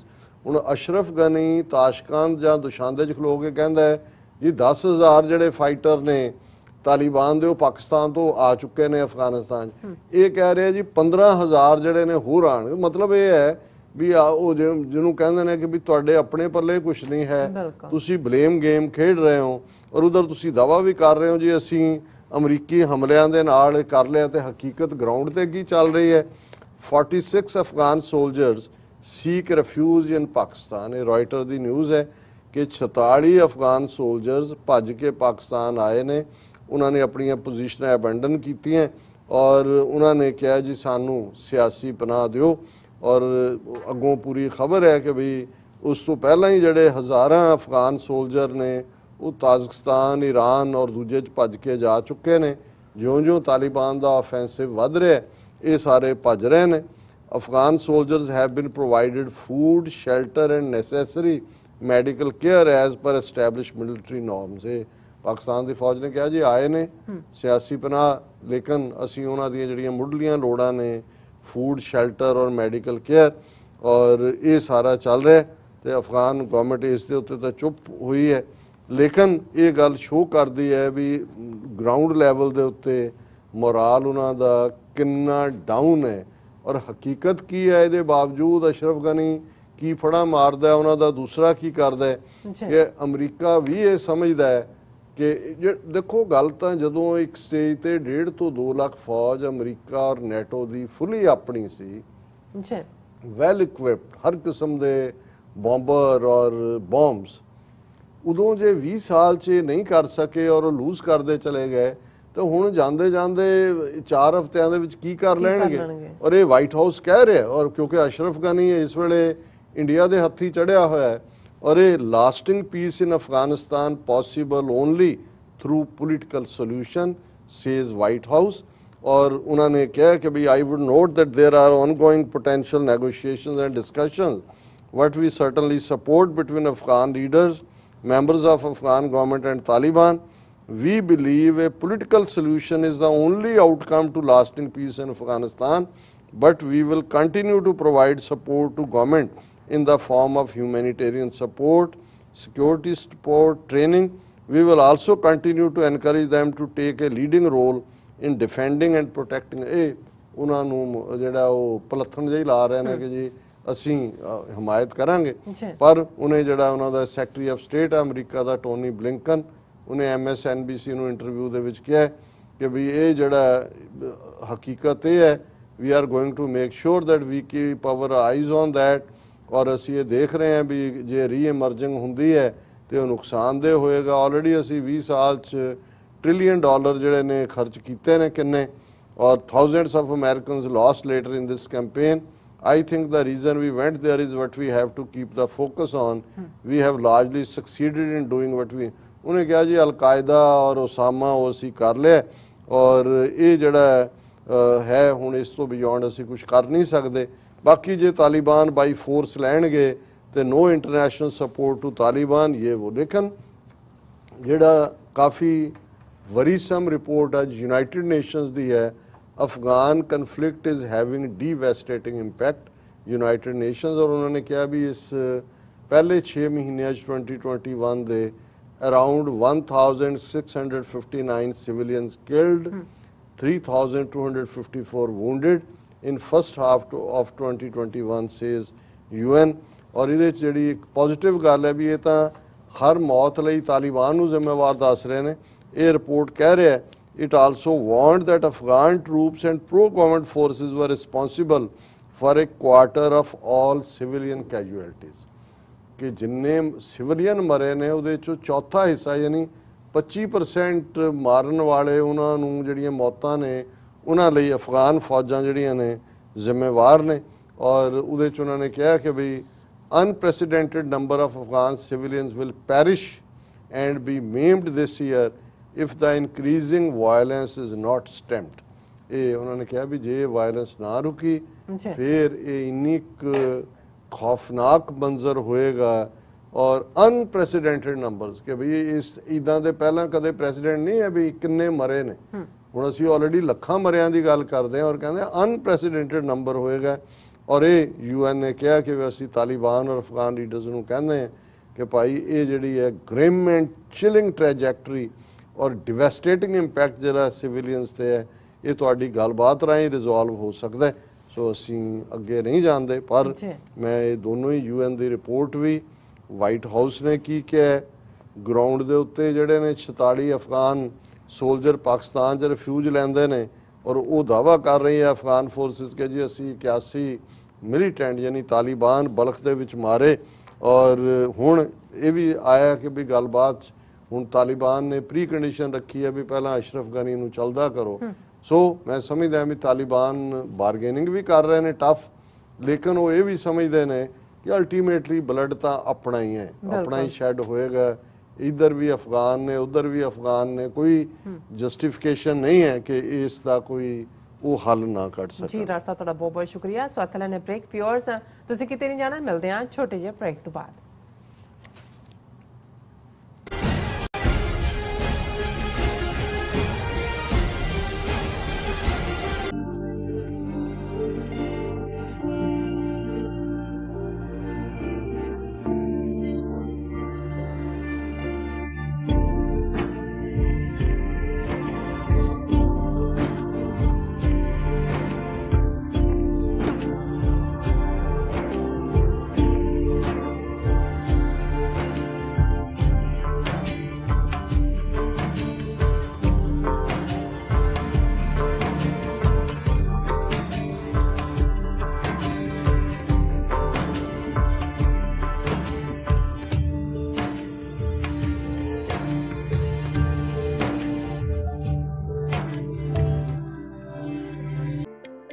Signature truck service route 81 ਉੱਤੇ ਐਗਜ਼ਿਟ 235 ਤੇ ਟਰੱਕਰ ਵੀਰਾਂ ਲਈ 24 ਘੰਟੇ ਰੋਡ ਸਰਵਿਸ ਦੀ ਸੁਵਿਧਾ ਮੌਜੂਦ।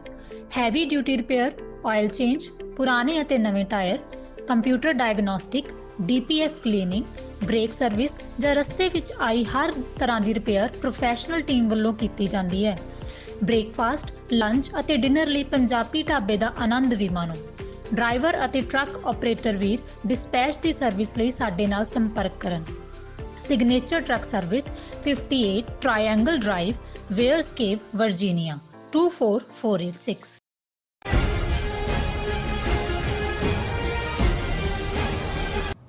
Viewers welcome back on programme. So viewers हुण आपां गलबात करन जा रहे हैं कि व्यूअर्स इउं लगदा है कि अमरीका अफगानिस्तान मसले दे हल लई पाकिस्तान वाल झुक रहा है। पाकिस्तान ने दे नैशनल सिक्योरिटी एडवाइजर ਅਤੇ ਖੁਫੀਆ ਏਜੰਸੀ ISI ਦੇ ਚੀਫ ਅਗਲੇ ਹਫਤੇ ਅਮਰੀਕਾ ਦੇ ਦੌਰੇ ਤੇ ਆ ਰਹੇ ਹਨ।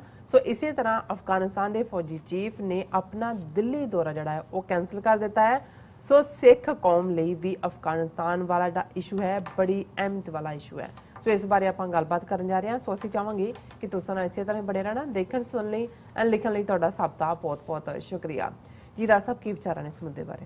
ਦੇਖੋ, ਅਸੀਂ ਫਰਾਈਡੇ ਦੇ ਪ੍ਰੋਗਰਾਮ 'ਚ ਹਾਲਾਂ ਤੁਸੀਂ ਤਾਂ ਨਹੀਂ ਸੀ, ਅਮਰਵੀਰ ਸਿੰਘ ਨਾਲ ਗੁਫ਼ਤਗੂ ਸੀ ਔਰ ਉਹਦੇ 'ਚ ਡਿਸਕਸ ਕੀਤਾ ਸੀ ਕਿ ਵੀ ਅਫਗਾਨਿਸਤਾਨ ਸਿੱਖ ਨੁਕਤਾ ਨਿਗਾਹ ਤੋਂ ਵੀ ਕੀ ਅਹਿਮੀਅਤ ਰੱਖਦਾ ਹੈ ਔਰ ਉਹਦੇ 'ਚ ਅਸੀਂ ਟ੍ਰਾਈਪਾਰਟਾਈਟ ਟ੍ਰੀਟੀ ਦਾ ਵੀ ਜ਼ਿਕਰ ਕੀਤਾ ਜਿਹੜਾ ਈਸਟ ਇੰਡੀਆ ਕੰਪਨੀ, ਸ਼ਾਹ ਸ਼ੁਜਾ ਔਰ ਲਾਹੌਰ ਦਰਬਾਰ ਦੇ ਵਿਚਕਾਰ ਹੋਈ ਸੀ। ਉਸ 'ਤੇ ਸਾਡੇ ਇੱਕ ਵੀਰ ਨੇ ਕਾਫੀ ਡੀਟੇਲ 'ਚ ਅਫਗਾਨ ਪਰਸਪੈਕਟਿਵ ਤੋਂ ਲਿਖਿਆ, ਅਸੀਂ ਕਿਸੇ ਦਿਨ ਉਹ ਡਿਸਕਸ ਕਰਾਂਗੇ।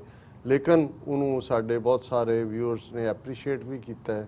ਕੁਝ ਸਾਡੇ ਸਿੱਖ ਵੀਰਾਂ ਦੀ ਕਾਲ ਵੀ ਆਈ ਕਿ ਵੀ ਅਸੀਂ ਜਿਹੜਾ ਇਸ ਗੱਲ ਨੂੰ ਨਹੀਂ ਸੀ ਸਮਝ ਸਕੇ ਕਿ ਵੀ ਬਾਰ-ਬਾਰ ਤੁਸੀਂ ਜਦੋਂ ਜ਼ਿਕਰ ਕਰਦੇ ਹੋ ਤੇ ਕਿਉਂ ਇੰਨੀ ਅਹਿਮੀਅਤ ਹੈ ਕਿ ਜਦੋਂ ਅਸੀਂ ਹਿਸਟੋਰੀਕਲ ਪਰਸਪੈਕਟਿਵ ਤੋਂ ਸੁਣਿਆ ਤਾਂ ਸਾਨੂੰ ਸਮਝ ਆਈ ਕਿ ਭਾਈ ਇਹ ਸਾਰੇ ਖਿੱਤੇ ਦੀ ਪੋਲਿਟਿਕਸ ਜਾਂ ਜਿਹੜਾ ਕਿਸ ਕਿਸਮ ਦਾ ਮਾਹੌਲ ਬਣਨਾ, ਇਹਨੂੰ ਸਦੀਆਂ ਤੋਂ ਅਫਗਾਨਿਸਤਾਨ ਦੀ ਸਿਚੁਏਸ਼ਨ ਜਿਹੜੀ ਹੈ ਜਾਂ ਅਫਗਾਨਿਸਤਾਨ ਦੇ ਵਸਨੀਕ ਜਿਹੜੇ ਨੇ ਉਹ ਡਿਸਾਈਡ ਕਰਦੇ ਰਹੇ ਨੇ ਔਰ ਹੁਣ ਵੀ ਸਿਚੁਏਸ਼ਨ ਜਿਹੜੀ ਹੈ ਉਸ ਪਾਸੇ ਵੱਲ ਜਾ ਰਹੀ ਹੈ। ਲੇਕਿਨ ਜਿਹੜਾ ਤੁਸੀਂ ਪ੍ਰਾਈਮ ਦਿੱਤਾ ਹੈ ਟੌਪਿਕ ਕਿ ਕੀ ਅਮਰੀਕਾ ਪਾਕਿਸਤਾਨ ਵੱਲ ਟਿਲਟ ਕਰ ਰਿਹਾ, ਮੈਨੂੰ ਇਹ ਲੱਗਦਾ ਹੈ ਕਿ ਵੀ ਇਹਦੇ ਬਾਵਜੂਦ ਕਿ ਭਾਰਤ ਨੇ ਕਿਸ ਕਿਸਮ ਦਾ ਇਸ ਸਾਰੇ ਪੀਰੀਅਡ 'ਚ ਟਰੰਪ ਈਰਾ ਦੇ ਵਿੱਚ ਤਾਂ ਉਹਨਾਂ ਦੇ ਆਪਣੇ ਇੰਟਰਸਟ ਵੀ ਸੀ ਟਰੰਪ ਦੇ ਜਾਂ ਐਂਟਾਈ ਚਾਈਨਾ ਭਾਰਤ ਨੂੰ ਐਂਗੇਜ ਕਰਨਾ, ਕੁਆਡ ਔਰ ਉਹਦੇ ਥੱਲੇ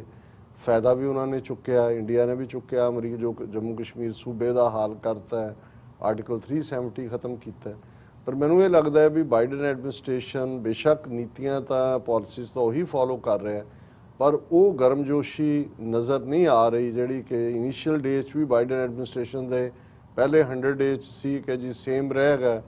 ਇੱਕ ਤਾਂ ਅਫਗਾਨਿਸਤਾਨ 'ਚ ਵਿਦਡਰਾਅਲ ਅਗਸਤ ਐਂਡ ਤੱਕ ਕੰਪਲੀਟ ਹੋਣ ਦੀ ਲਾਈਨ ਹੈ, ਪਰ ਜਿਵੇਂ ਭਾਰਤ ਨੂੰ ਅਮਰੀਕਾ ਜਾਂ ਬਾਈਡਨ ਐਡਮਿਨਿਸਟ੍ਰੇਸ਼ਨ ਕਿਤੇ ਨਾ ਕਿਤੇ ਘੁਮਾ ਫਿਰਾ ਕੇ ਉਹ ਦੁਸ਼ਾਂਦੇ ਵਾਲਾ ਡਾਇਲੌਗ ਹੋਏ, ਤਾਸ਼ਕੰਦ ਵਾਲਾ ਹੋਏ ਜਾਂ ਤਾਲਿਬਾਨ ਦੇ ਨਾਲ ਇੰਗੇਜਮੈਂਟ ਵੀ ਅਮਰੀਕਾ ਨੇ ਕਰਵਾਈ ਹੈ ਕਿਸੇ ਨਾ ਕਿਸੇ ਪਾਸਿਓਂ ਭਾਰਤ ਦੀ, ਲੇਕਿਨ ਇਹਨਾਂ ਦੀ ਦਾਲ ਗਲ ਨਹੀਂ ਰਹੀ ਕਿਉਂਕਿ ਇਹ ਅਸ਼ਰਫ ਗਨੀ ਰਾਹੀਂ ਸਮਝਦੇ ਨੇ ਕਿ ਵੀ ਅਸੀਂ ਆਪਣਾ ਪਾਰਟ ਜਿਹੜਾ ਉਹ ਪਲੇ ਕਰ ਸਕਦੇ ਹਾਂ। ਪਰ ਗੱਲ ਤਾਂ ਉਹੀ ਹੈ ਕਿ ਵੀ ਉਹ ਜਿਵੇਂ ਗੁਰਬਾਣੀ 'ਚ ਇੱਕ ਥਾਂ ਫਰਮਾਨ ਹੈ ਕਿ ਜਿਸ ਦਾ ਸਾਹਿਬ ਭੁੱਖਾ ਨੰਗਾ ਹੋਏ ਤਿਸ ਦਾ ਨਫਰ ਕਿੱਥੋਂ ਰੱਜ ਖਾਏ। ਨਫਰ ਨੌਕਰ ਨੂੰ ਕਹਿੰਦੇ ਨੇ ਕਿ ਵੀ ਜਿਹਦਾ ਸਾਹਿਬ ਹੀ ਭੁੱਖਾ ਨੰਗਾ ਉਹਦਾ ਨੌਕਰ ਨੂੰ ਉਹ ਕਿੱਥੋਂ ਰੱਜ ਕੇ ਖਾਏਗਾ, ਉਹਨੇ ਵੀ ਭੁੱਖਾ ਹੀ ਮਰਨਾ। ਸੋ ਜ਼ਾਹਰ ਹੈ ਵੀ ਜੇ ਤਾਂ ਅਸ਼ਰਫ ਗਨੀ ਦੇ ਆਪਣੇ ਪੱਲੇ ਕੁਛ ਨਹੀਂ ਹੈ ਤੇ ਭਾਰਤ ਉਹਦੀ ਪੂੰਛ ਫੜ ਕੇ ਜਿਹੜੀ ਹੈ ਉਹਦੇ ਚੋਂ ਕੀ ਹਾਸਲ ਕਰੇਗਾ।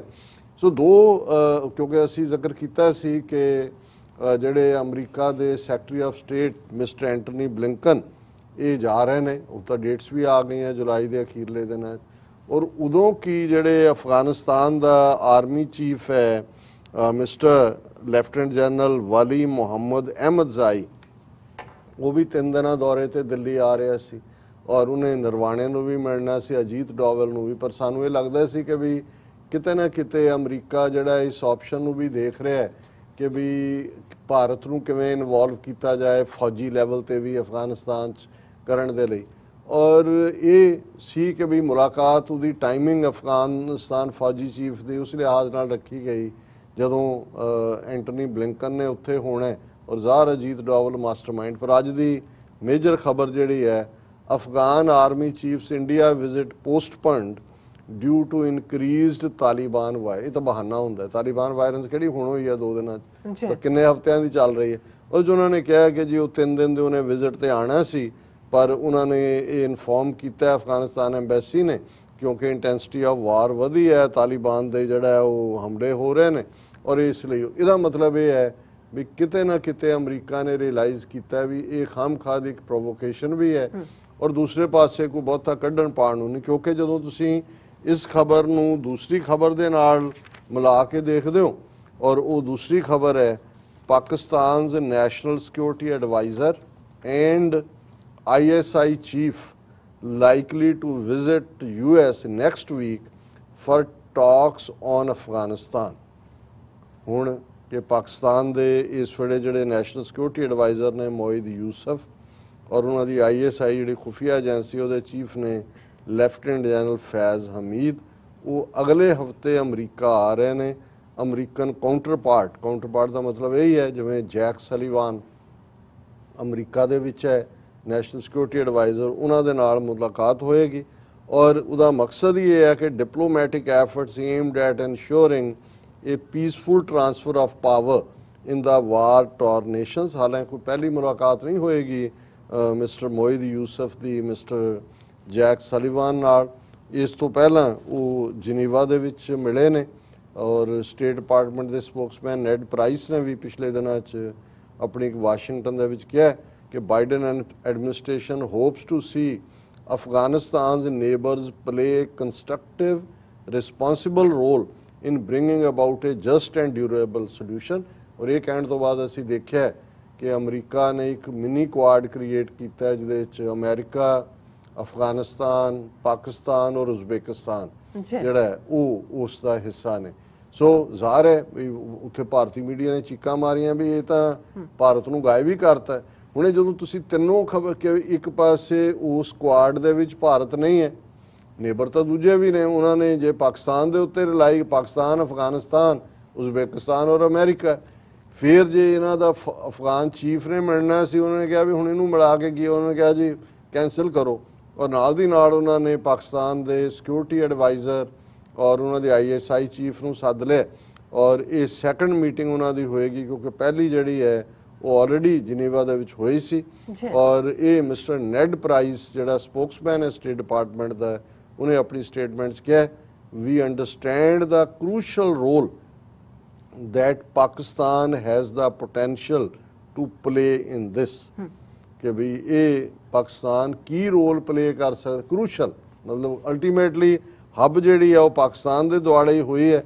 और उस तो पहला जी जिनीवा मीटिंग की गल असी की है और इस दौरान ईवन जिहड़े अमरीका के डिफेंस सैकटरी लॉयड ऑस्टिन वो भी जनरल बाजवा के नाल पाकिस्तानी फौजी चीफ के नाल इन टच ने और शाह महमूद कुरैशी और ये जिहड़े ने वो भी ऑलरेडी सैकटरी ब्लिंकन के नाल गलबात कर चुके ने। सो मैं समझदा भी ये एक पाकिस्तान के नुकता निगाह तो भी पॉजिटिव गल है, साडे नुकता निगाह तो भी पॉजिटिव गल है, क्योंकि अल्टीमेटली तुसी जे किते भी कोई चीज़ प्रभाव दे नाल करनी है तो फिर उत्थे ही उहदे हत्थ 'च जिहड़ी है डोर दिओ जिहदी डोर खिच्चण दे नाल कोई नतीजा निकल सकता है।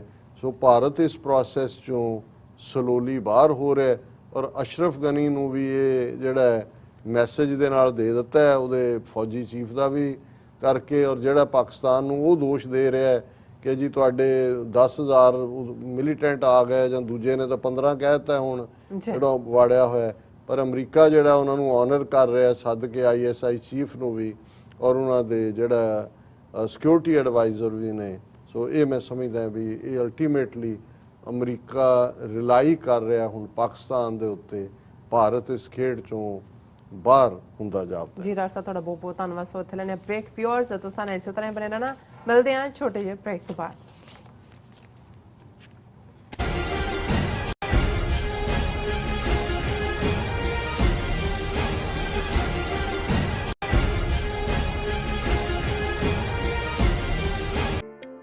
ਸਿਗਨੇਚਰ ਟਰੱਕ ਸਰਵਿਸ ਰਾਊਟ 81 ਉੱਤੇ ਐਗਜ਼ਿਟ 235 ਤੇ ਟਰੱਕਰ ਵੀਰਾਂ ਲਈ 24 ਘੰਟੇ ਰੋਡ ਸਰਵਿਸ ਦੀ ਸੁਵਿਧਾ ਮੌਜੂਦ। Heavy duty repair, oil change, ਪੁਰਾਣੇ ਅਤੇ ਨਵੇਂ tyre, computer diagnostic, DPF cleaning, brake service ਜਾਂ ਰਸਤੇ ਵਿੱਚ ਆਈ ਹਰ ਤਰ੍ਹਾਂ ਦੀ ਰਿਪੇਅਰ ਪ੍ਰੋਫੈਸ਼ਨਲ ਟੀਮ ਵੱਲੋਂ ਕੀਤੀ ਜਾਂਦੀ ਹੈ। ਬ੍ਰੇਕਫਾਸਟ, ਲੰਚ ਅਤੇ ਡਿਨਰ ਲਈ ਪੰਜਾਬੀ ਢਾਬੇ ਦਾ ਆਨੰਦ ਵੀ ਮਾਣੋ। ਡਰਾਈਵਰ ਅਤੇ ਟਰੱਕ ਆਪਰੇਟਰ ਵੀਰ ਡਿਸਪੈਚ ਦੀ ਸਰਵਿਸ ਲਈ ਸਾਡੇ ਨਾਲ ਸੰਪਰਕ ਕਰਨ। Signature truck service 58 triangle drive, Weyers Cave, Virginia 24। ਕੀ ਤੁਹਾਨੂੰ 30, 40 ਜਾਂ 50 ਦਿਨ ਵੇਟ ਕਰਨੀ ਪੈ ਰਹੀ ਹੈ ਤੁਹਾਡੇ ਚੈੱਕ ਲਈ?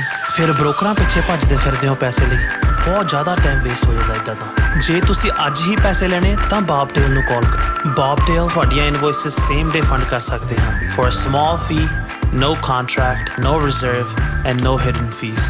ਅੱਜ ਹੀ ਕਾਲ ਕਰੋ ਬੌਬਟੇਲ ਨੂੰ ਤੇ ਤੁਹਾਡਾ ਪਹਿਲਾ ਮਹੀਨਾ ਫ੍ਰੀ। 410 204 2084 ਅਗੇਨ 410 204 2084।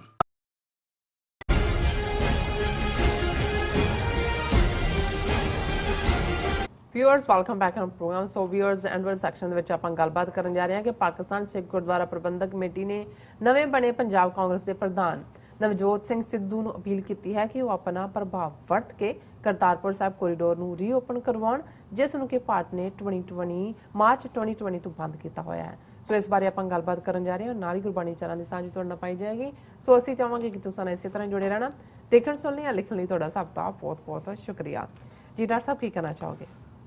ਦੇਖੋ, ਵੈਸੇ ਤਾਂ ਅਸੀਂ ਨਵਜੋਤ ਸਿੱਧੂ ਜਿਹੜੇ ਹੁਣ ਪੰਜਾਬ ਕਾਂਗਰਸ ਦੇ ਪ੍ਰਧਾਨ ਨੇ, ਉਹਨਾਂ ਬਾਰੇ ਜੋ ਆਪਣਾ ਓਪੀਨੀਅਨ ਰੱਖਦੇ ਹਾਂ ਅਸੀਂ ਪਹਿਲਾਂ ਹੀ ਜ਼ਾਹਰ ਕਰ ਚੁੱਕੇ ਹਾਂ। ਲੇਕਿਨ ਫਿਰ ਵੀ ਜਦੋਂ ਤੁਸੀਂ ਕੋਈ ਖਬਰ ਵੀ ਡਿਸਕਸ ਕਰਨੀ ਚਾਹੁੰਦੇ ਹੋ ਤੇ ਤੁਸੀਂ ਹਰ ਆਸਪੈਕਟ ਤੋਂ ਜਾਂ ਜਿੱਥੋਂ ਵੀ ਕੋਈ ਆਵਾਜ਼ ਉੱਠਦੀ ਹੈ, ਪਾਕਿਸਤਾਨ ਦੇ ਵਿੱਚ ਨਵਜੋਤ ਸਿੱਧੂ ਨੂੰ ਇੱਕ ਹੀਰੋ ਦੇ ਤੌਰ ਤੇ ਦੇਖਿਆ ਜਾਂਦਾ ਹੈ ਬਿਲਕੁਲ ਲੋਕਾਂ ਦੇ ਵਿੱਚ, ਔਰ ਖਾਸ ਤੌਰ ਤੇ ਜਿਹੜੀ ਈਵਨ ਸਿੱਖ ਕਮਿਊਨਿਟੀ ਵੀ ਹੈ। ਔਰ ਬਹੁਤ ਵਾਰ ਇਹ ਇੱਕ ਪ੍ਰਭਾਵ ਦੇਣ ਦੀ ਵੀ ਕੋਸ਼ਿਸ਼ ਕੀਤੀ ਜਾਂਦੀ ਹੈ ਕਿ ਜਿਵੇਂ ਕਰਤਾਰਪੁਰ ਸਾਹਿਬ ਦਾ ਲਾਂਘਾ ਇਮਰਾਨ ਖਾਨ ਸਾਹਿਬ ਨੇ ਨਵਜੋਤ ਸਿੱਧੂ ਦੇ ਕਹਿਣ ਤੇ ਖੋਲ੍ਹਿਆ। ਔਰ ਇਹ ਵੀ ਆਇਆ ਕਿ ਜੀ ਉਹਨਾਂ ਨੇ ਜਦੋਂ ਉਹਨਾਂ ਦੀ ਇਨੋਗ੍ਰੇਸ਼ਨ ਦੇ ਉੱਤੇ ਗਏ ਓਥ ਟੇਕਿੰਗ ਸੈਰੇਮਨੀ ਤੇ, ਔਰ ਜਨਰਲ ਬਾਜਵਾ ਉਹਨਾਂ ਨੇ ਉਹਨਾਂ ਨੂੰ ਜੱਫੀ ਚ ਲਿਆ ਤੇ ਨਵਜੋਤ ਸਿੱਧੂ ਨੇ ਕਿਹਾ ਜੀ ਖੋਲ ਦਿਓ, ਔਰ ਇਹ ਹੋ ਗਿਆ। ਮੈਂ ਅੱਗੇ ਵੀ ਇਹ ਜ਼ਿਕਰ ਕਰ ਚੁੱਕਾ ਹਾਂ ਕਿ ਵੀ ਇਹ ਇੱਕ ਲੰਬੇ ਵਕਤ ਦੀ, ਜਿੱਥੇ ਅਸੀਂ ਰੂਹਾਨੀਅਤ ਦੀ ਦੁਨੀਆ 'ਚ ਤਾਂ ਅਰਦਾਸ ਦੀ ਗੱਲ ਕਰਦੇ ਹਾਂ ਰੱਬ ਦੀ ਦਰਗਾਹ, ਪਰ ਇਹ 1999 ਤੋਂ ਹੀ ਲਗਭਗ 20 ਸਾਲ ਦਾ ਇਹਦੇ ਪਿੱਛੇ ਕੰਮ ਸੀ।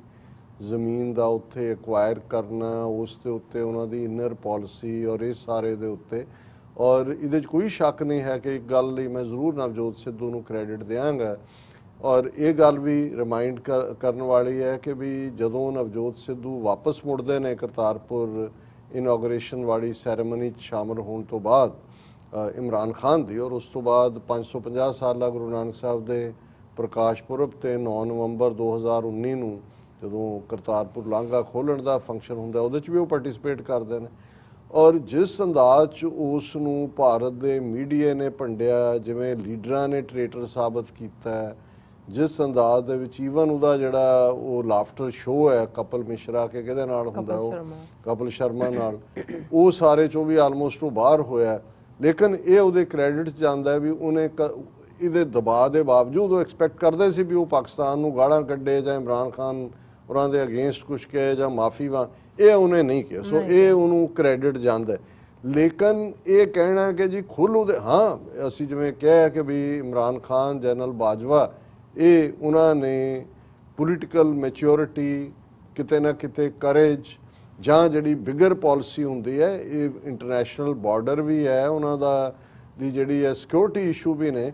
ਸੋ ਇਹ ਓਵਰਨਾਈਟ ਨਹੀਂ ਹੁੰਦਾ ਵੀ ਕਿਸੇ ਨੇ ਕਿਸੇ ਨੂੰ ਜੱਫੀ ਪਾਏ, ਉਹਨੇ ਉਹਦੇ ਕੰਨ 'ਚ ਕਿਹਾ ਤਾਂ ਉਹਨੇ ਕਿਹਾ ਜੀ ਹੋ ਜਾਏ, ਇਹ ਨਹੀਂ ਹੈ। ਲੇਕਿਨ ਮੈਂ ਸਮਝਦਾ ਵੀ ਹੁਣ ਜਿਹਨੂੰ ਕਹਿੰਦੇ ਨੇ ਕਿ to put on the spot, Pakistan Sikh Gurdwara Prabandhak committee ਦੇ ਜਨਰਲ ਸੈਕਟਰੀ ਅਮੀਰ ਸਿੰਘ, ਉਹਨਾਂ ਨੇ ਇੱਕ ਵੀਡੀਓ ਵੀ ਇਸ ਦੇ ਉੱਤੇ ਪਾਈ ਹੈ, ਮੀਡੀਆ ਨੇ ਵੀ ਇਹਨੂੰ ਕਵਰ ਕੀਤਾ, ਅੱਜ ਦੇ ਇੰਡੀਅਨ ਮੀਡੀਆ 'ਚ ਵੀ ਹੈ।